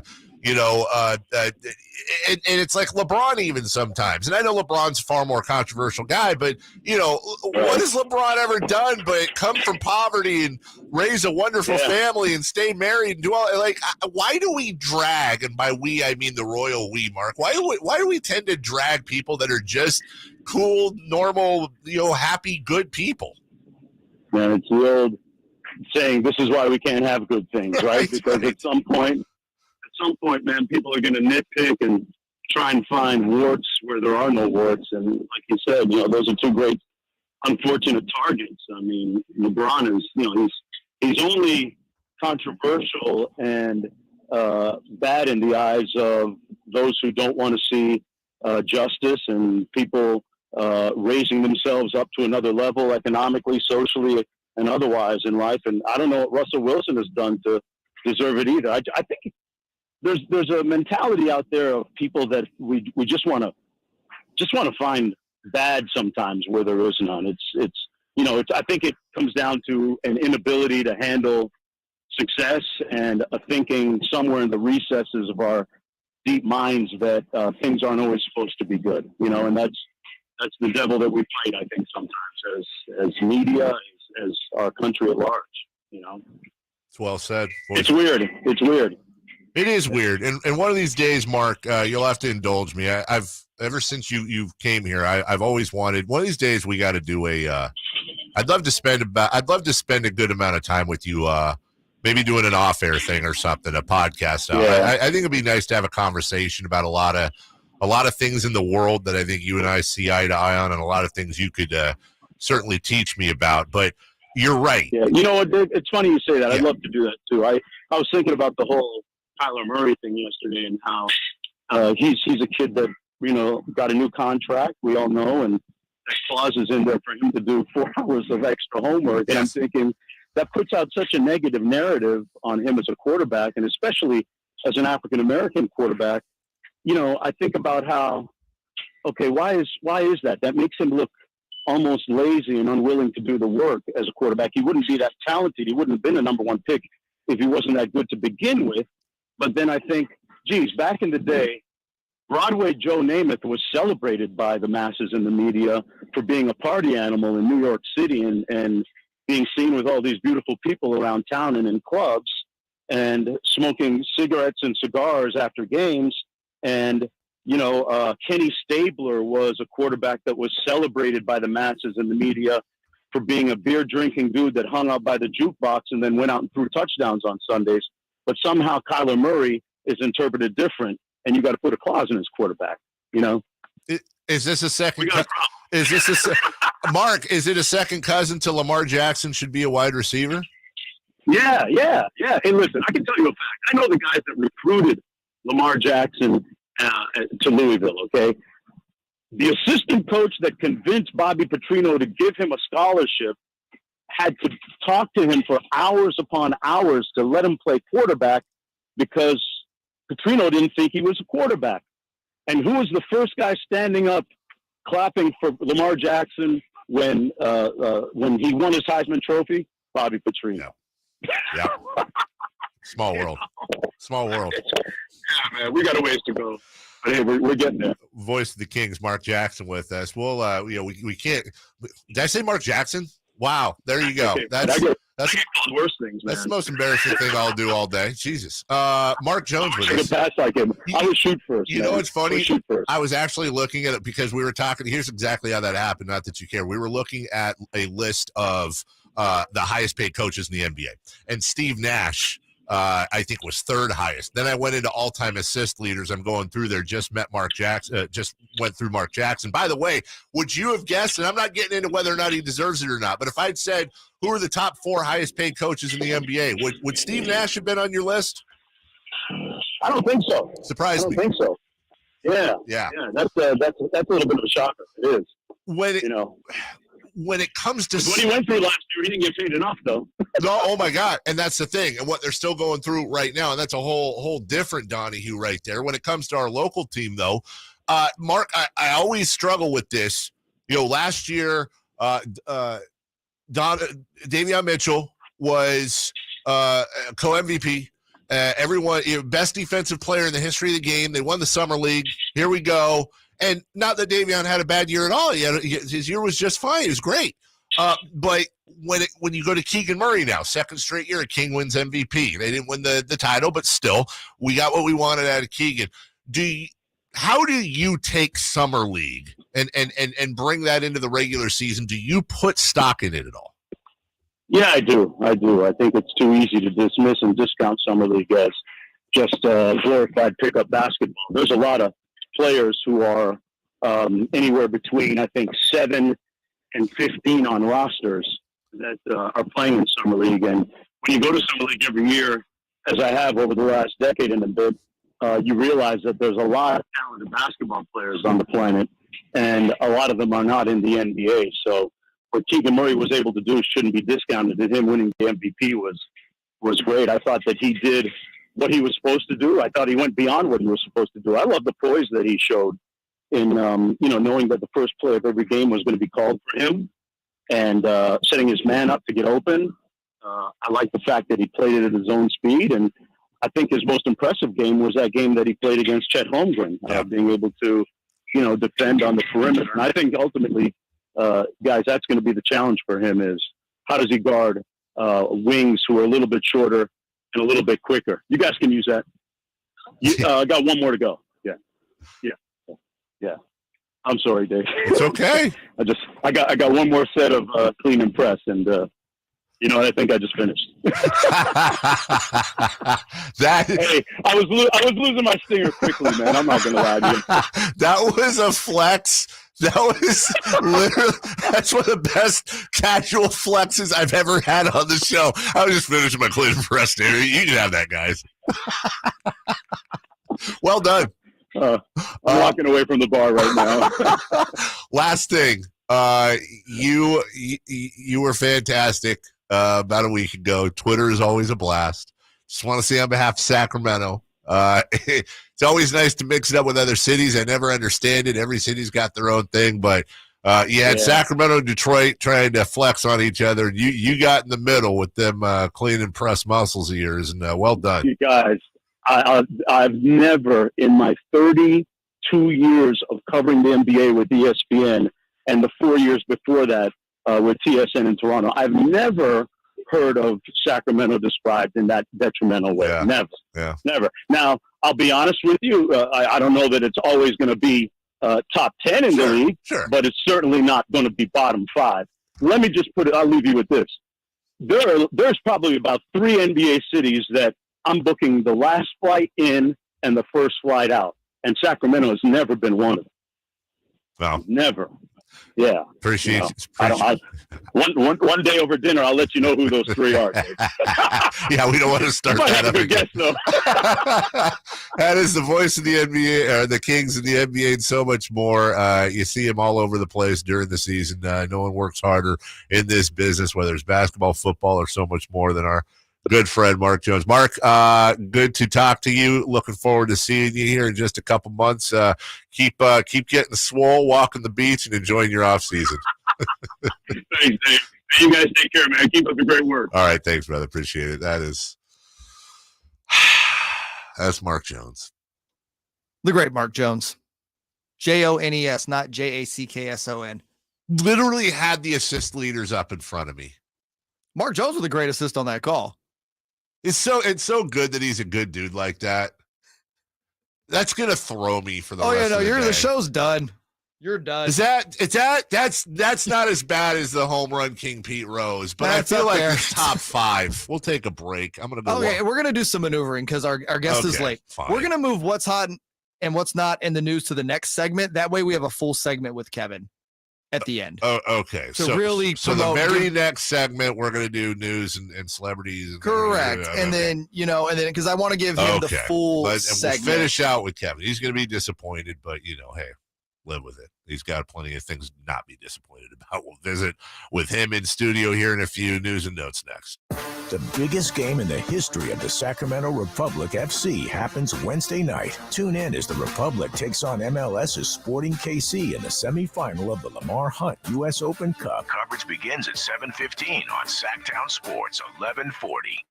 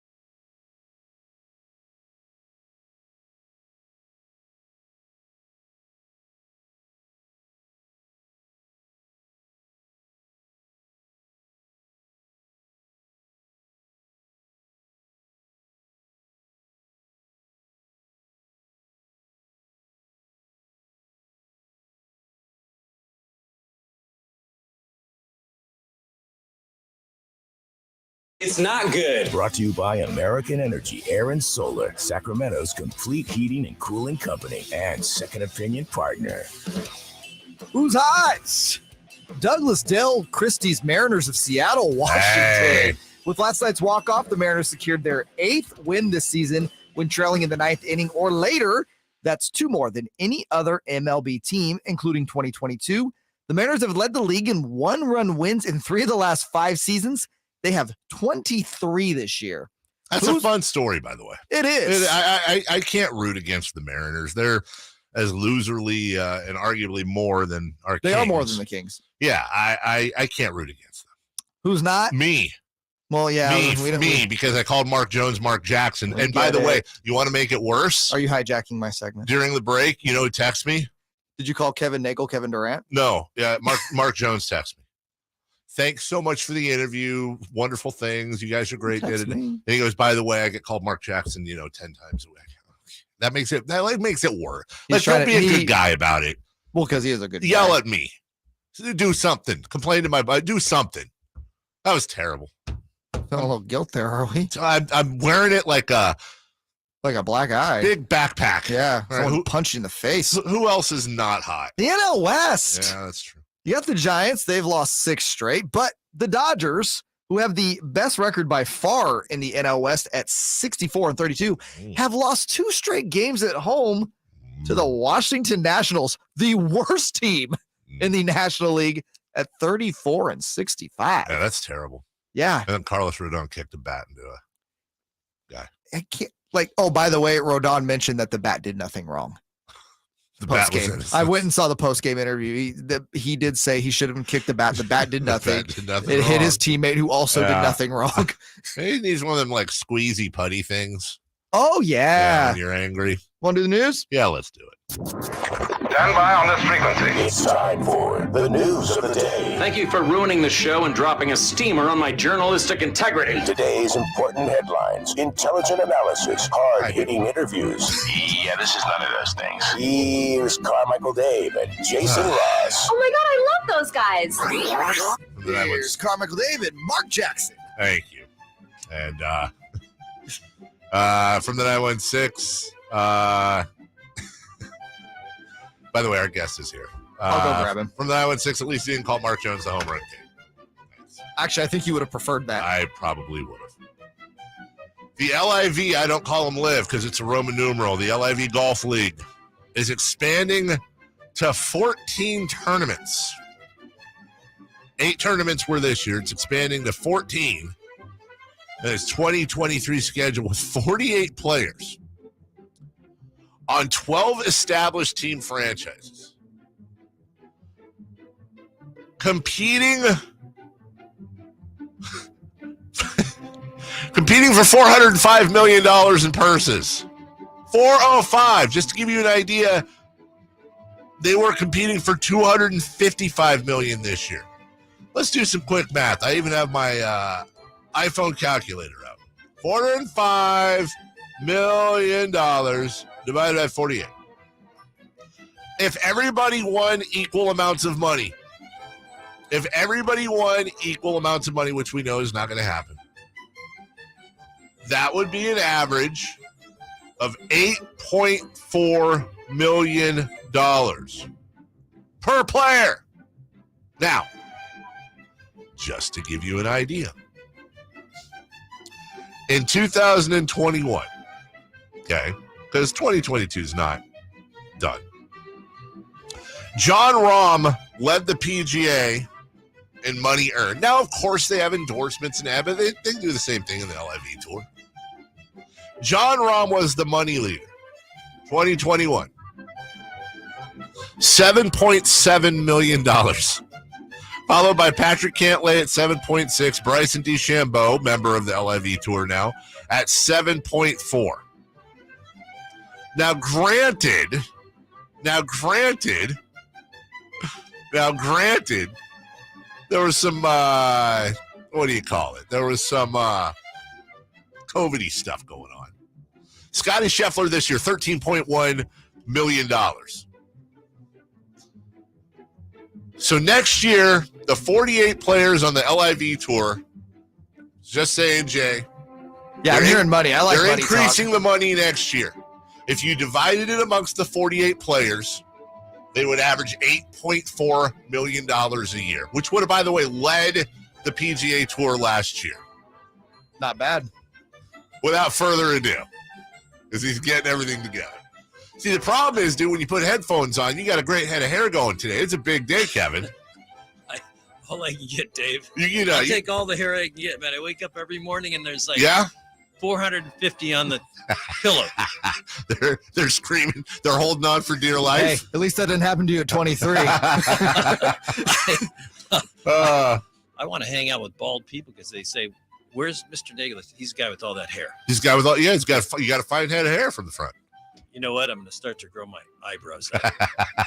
We gonna hang out tonight? What are you doing? You got any plans today at all? Big game today in Sacramento. Huge day. Huge Big day. Well, now here's what we did because there were some traffic issues for you, so we truncated this around. Wait, we were cut me off, Dave? Well, I was gonna say we were gonna do our news last and have you in this. What I want to do is you mind doing the news with us now for the next couple minutes, and the whole rest of the show will be just us talking soccer. All those listeners that I told you to listen while I'm talking, you can take a 5-minute break. No, you're with us. You're doing the news, dude. As a matter of fact, here's one for you. I was just telling you about the LIV golf tour, all the money they're throwing around. You any thoughts on that? Yeah.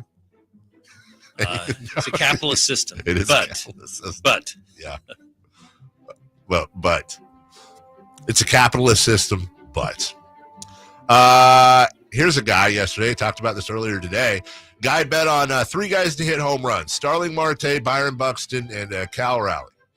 Excuse me. He had a little bit of cojones there. He put $450 down on these 3 guys. $50,965 was his total payout off a $450 bet. It's pretty good ROI. Were you ever, back in your college days, were you ever a wagerer? Yeah, 25 cents. Right. It was a big deal. Remember, I'm an old dude, so I gotcha. that was inflation. That was a full tank of gas. It was. Do you ever, the Mega Millions is going to be over $1 billion, they say. Were you ever a lotto or lottery guy? I've probably played lotto or lottery, I should say, maybe 5 times in my life. Yeah. Now, if you talk about going to Las Vegas, throwing the dice, it's a little bit different story. You trying to bait me into something there, or you just saying that? I think you were the beneficiary, at least at one time. I forget the casino, but I don't know how to play craps. No idea. And you do. And so I took my chips and followed Kevin's chips and just put them on whatever. What is it? Come, don't come, pass, 4, 7. I don't know any of it. I won't say what his denomination was, but mine wasn't. And I just followed him along, and golly, you were hot with the dice that night. You were hot. You actually had beginner's what I was luck. doing. You had beginner's luck. I was tossing the There's always dice. that classic, person that comes on the first time. Sure. He's never thrown dice before. Dave was that guy. We were like 3 hours in the middle of the night rolling it up. All I remember is that Dave counted his money, and we were going to go out to dinner, and he took 80% of it and said, "This is what we have left." And then I chewed a full pack of gum. We'll take a break. When we come back, Kevin Nagle suited up in studio. We're going to talk about the big match tonight, U.S. Open Cup. Big day. The hated Sporting KC versus our very own Sac Republic. We'll do that next. You want more Kings coverage? Sactown Sports 1140's giving it to you. You'll be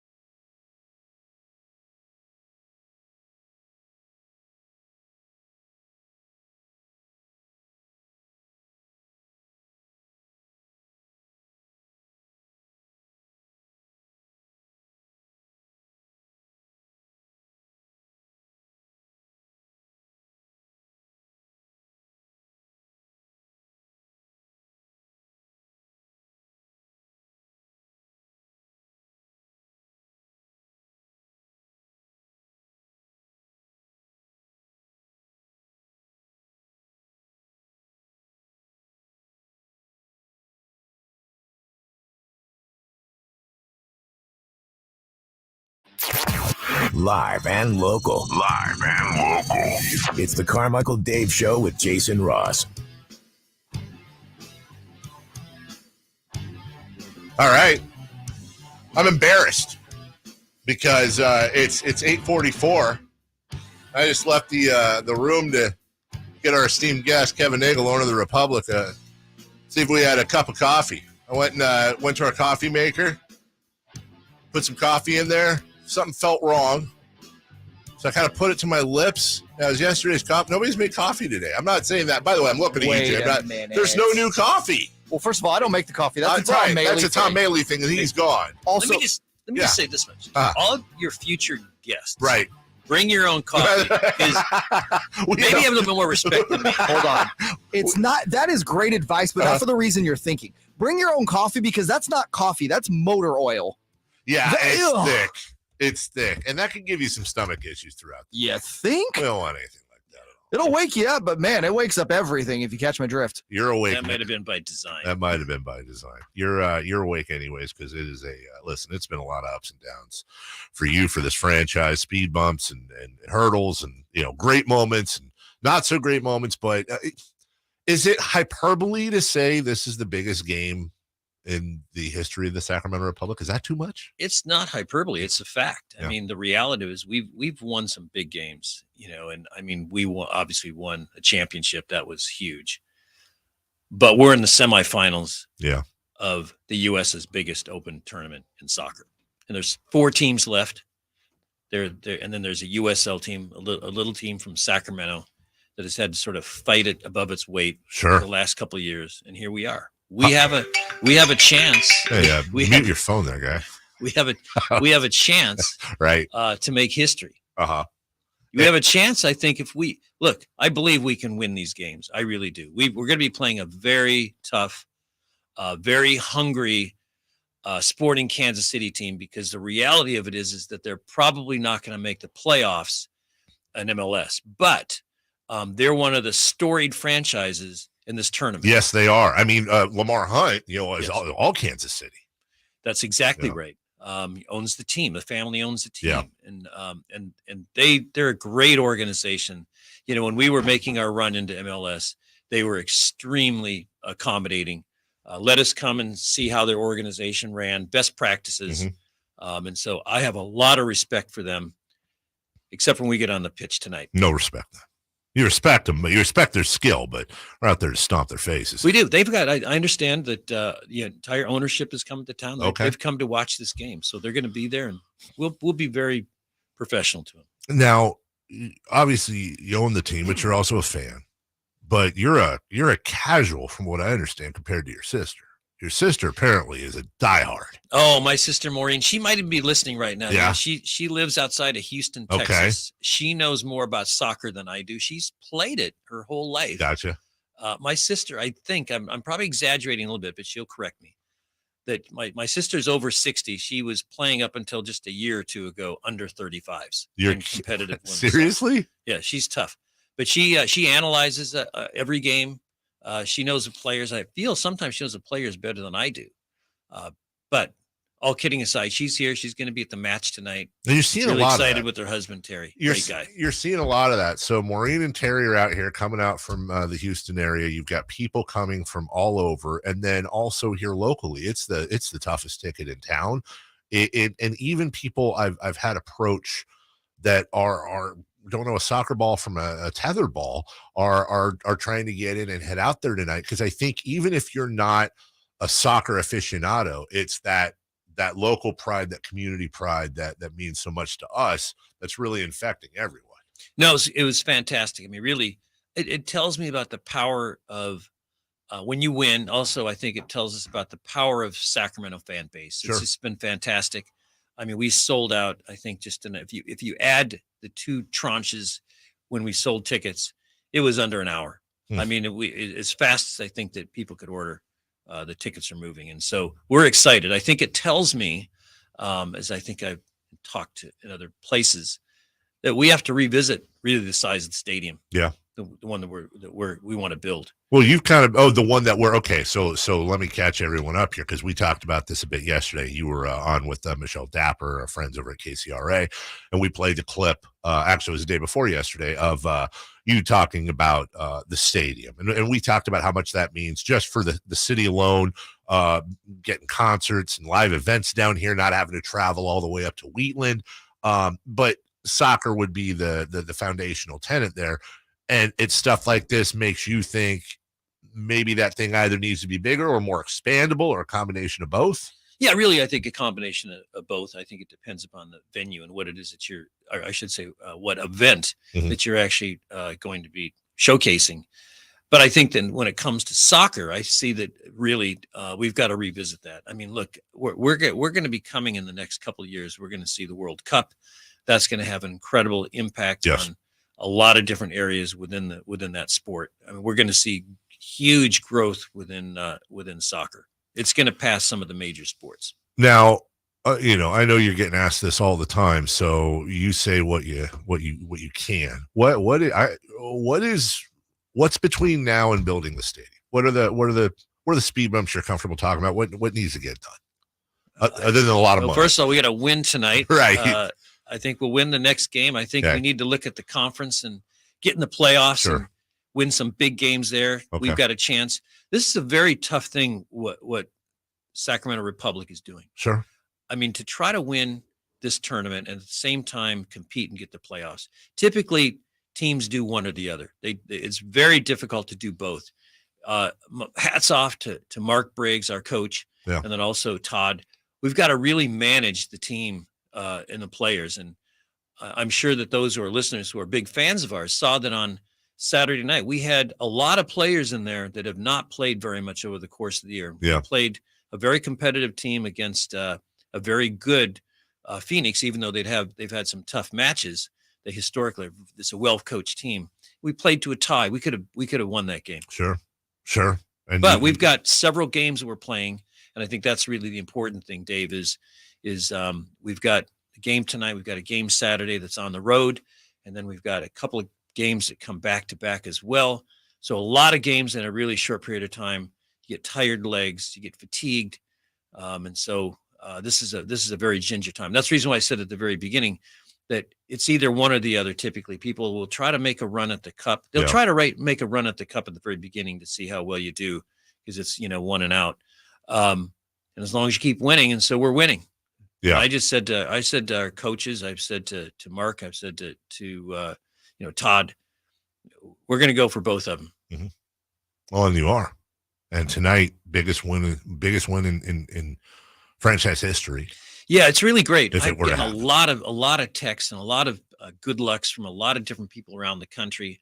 I would say really it's sort of funny. I think the nation is watching in its own way, certainly the soccer community. Mm-hmm. I think that this is probably a Disney story if we win this thing, which I believe it's really entirely possible. Huge underdogs. Absolute huge underdogs. It's okay to be an underdog. I've been an underdog my whole life. Yeah. I'm not afraid of that. I think our players are not afraid. I'm going to address them this evening a little bit before we go out and play. And you're right. Yeah. Well, you dressed up. I mean, you're in a suit. I knew I was coming to see you. Not that you're not familiar with suits. I get that, but we're used to you, being in Republic gear or something casual. T-shirts, shorts, when you're flip-flops. That's it. When you're one of your companies, Hobie. I think you I'd love practically own to. I'd love Hobie. to. That's a great history. That's a great story of Hobie. I used their stuff when I was a kid. Yeah. Yes, and I have a beach house down in Orange County, and the founder of Hobie, the family just passed away just a couple of years ago. But it's an unbelievable history about Hobie. You got a lot of Hobie clothes. I do. Yeah, I do. It's easy. It's an easy get up. It is. Don't forget who turned you on to your favorite shoes. Dave, I don't know if people can see it. I don't think you see it. You got him on now with the suit. That's great. Those are new ones. Those are new. He's a member of the Kizik family. K-I-Z-I-K. There's a free what I like about those, Dave? Because I knew they're cheap. Yes. They're inexpensive. Yes. Because you have to worry about that, of course. No, I think it's a great bargain. Sac Republic, Sporting KC tonight, the semifinals. How much time did you say we had, Jay? U.S. Open Cup this evening. If you have tickets, great. If you don't, from what I understand, there's some still available. People are going to StubHub and all over the place to grab them. Get in the building if you can. I'll tell you what, Dave. Yeah.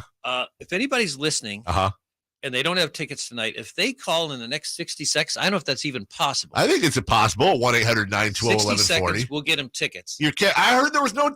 I heard that. I can find tickets. Do you have a connection? I do. You know people? Yes. Okay, well, there you go, because this thing is beyond sold out. There are people, and I'm using air quotes here, important people that can't get into this thing. It's so sold out. And our guy, Kevin Nagle here, has got a pair of tickets for you at 1-800-920-1140. All right, this ends. Rest of the day starts. And let me just say this. Been too long since you've been in, dude. You don't have to have a giant game to make it down here. I want to do an hour with you, and we're just going to go at it. We're going to just, we're going to UFC it for an hour or maybe even two. I'll have coffee. I would say just have coffee. I'll have coffee for you. That is the great Kevin Nagle, owner of the Sac Republic, part owner of the Sacramento Kings, and so much more. Such a pillar of the community, doing wonderful, wonderful things and continuing to do wonderful things in the future. Go Republic. We'll all be out there tonight. Thanks so much to Mark Jones. Thanks so much to Jay Mars as well. Yes, I said Mark Jones. Thank you, Jay, for the condescending smile.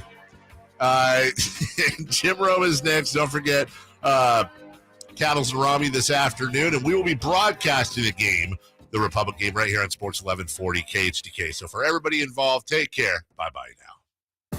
The biggest game in the history of the Sacramento Republic FC happens Wednesday night. Tune in as the Republic takes on MLS's Sporting KC in the semifinal of the Lamar Hunt U.S. Open Cup. Coverage begins at 7:15 on Sactown Sports 1140. Nobody protects you from mayhem like Allstate. I'm a speed bump. Did you hear what I said? I'm a speed bump. And if you have cut rate car insurance, the cost to reattach your muffler could really be a bump in the road. So switch to Allstate, save money, and be better protected from mayhem, like me. Based on coverage and limits selected, subject to terms, conditions, and availability. In most states, prices vary based on how you buy. Allstate Bar and Casualty Insurance Company and affiliates, Northbrook, Illinois.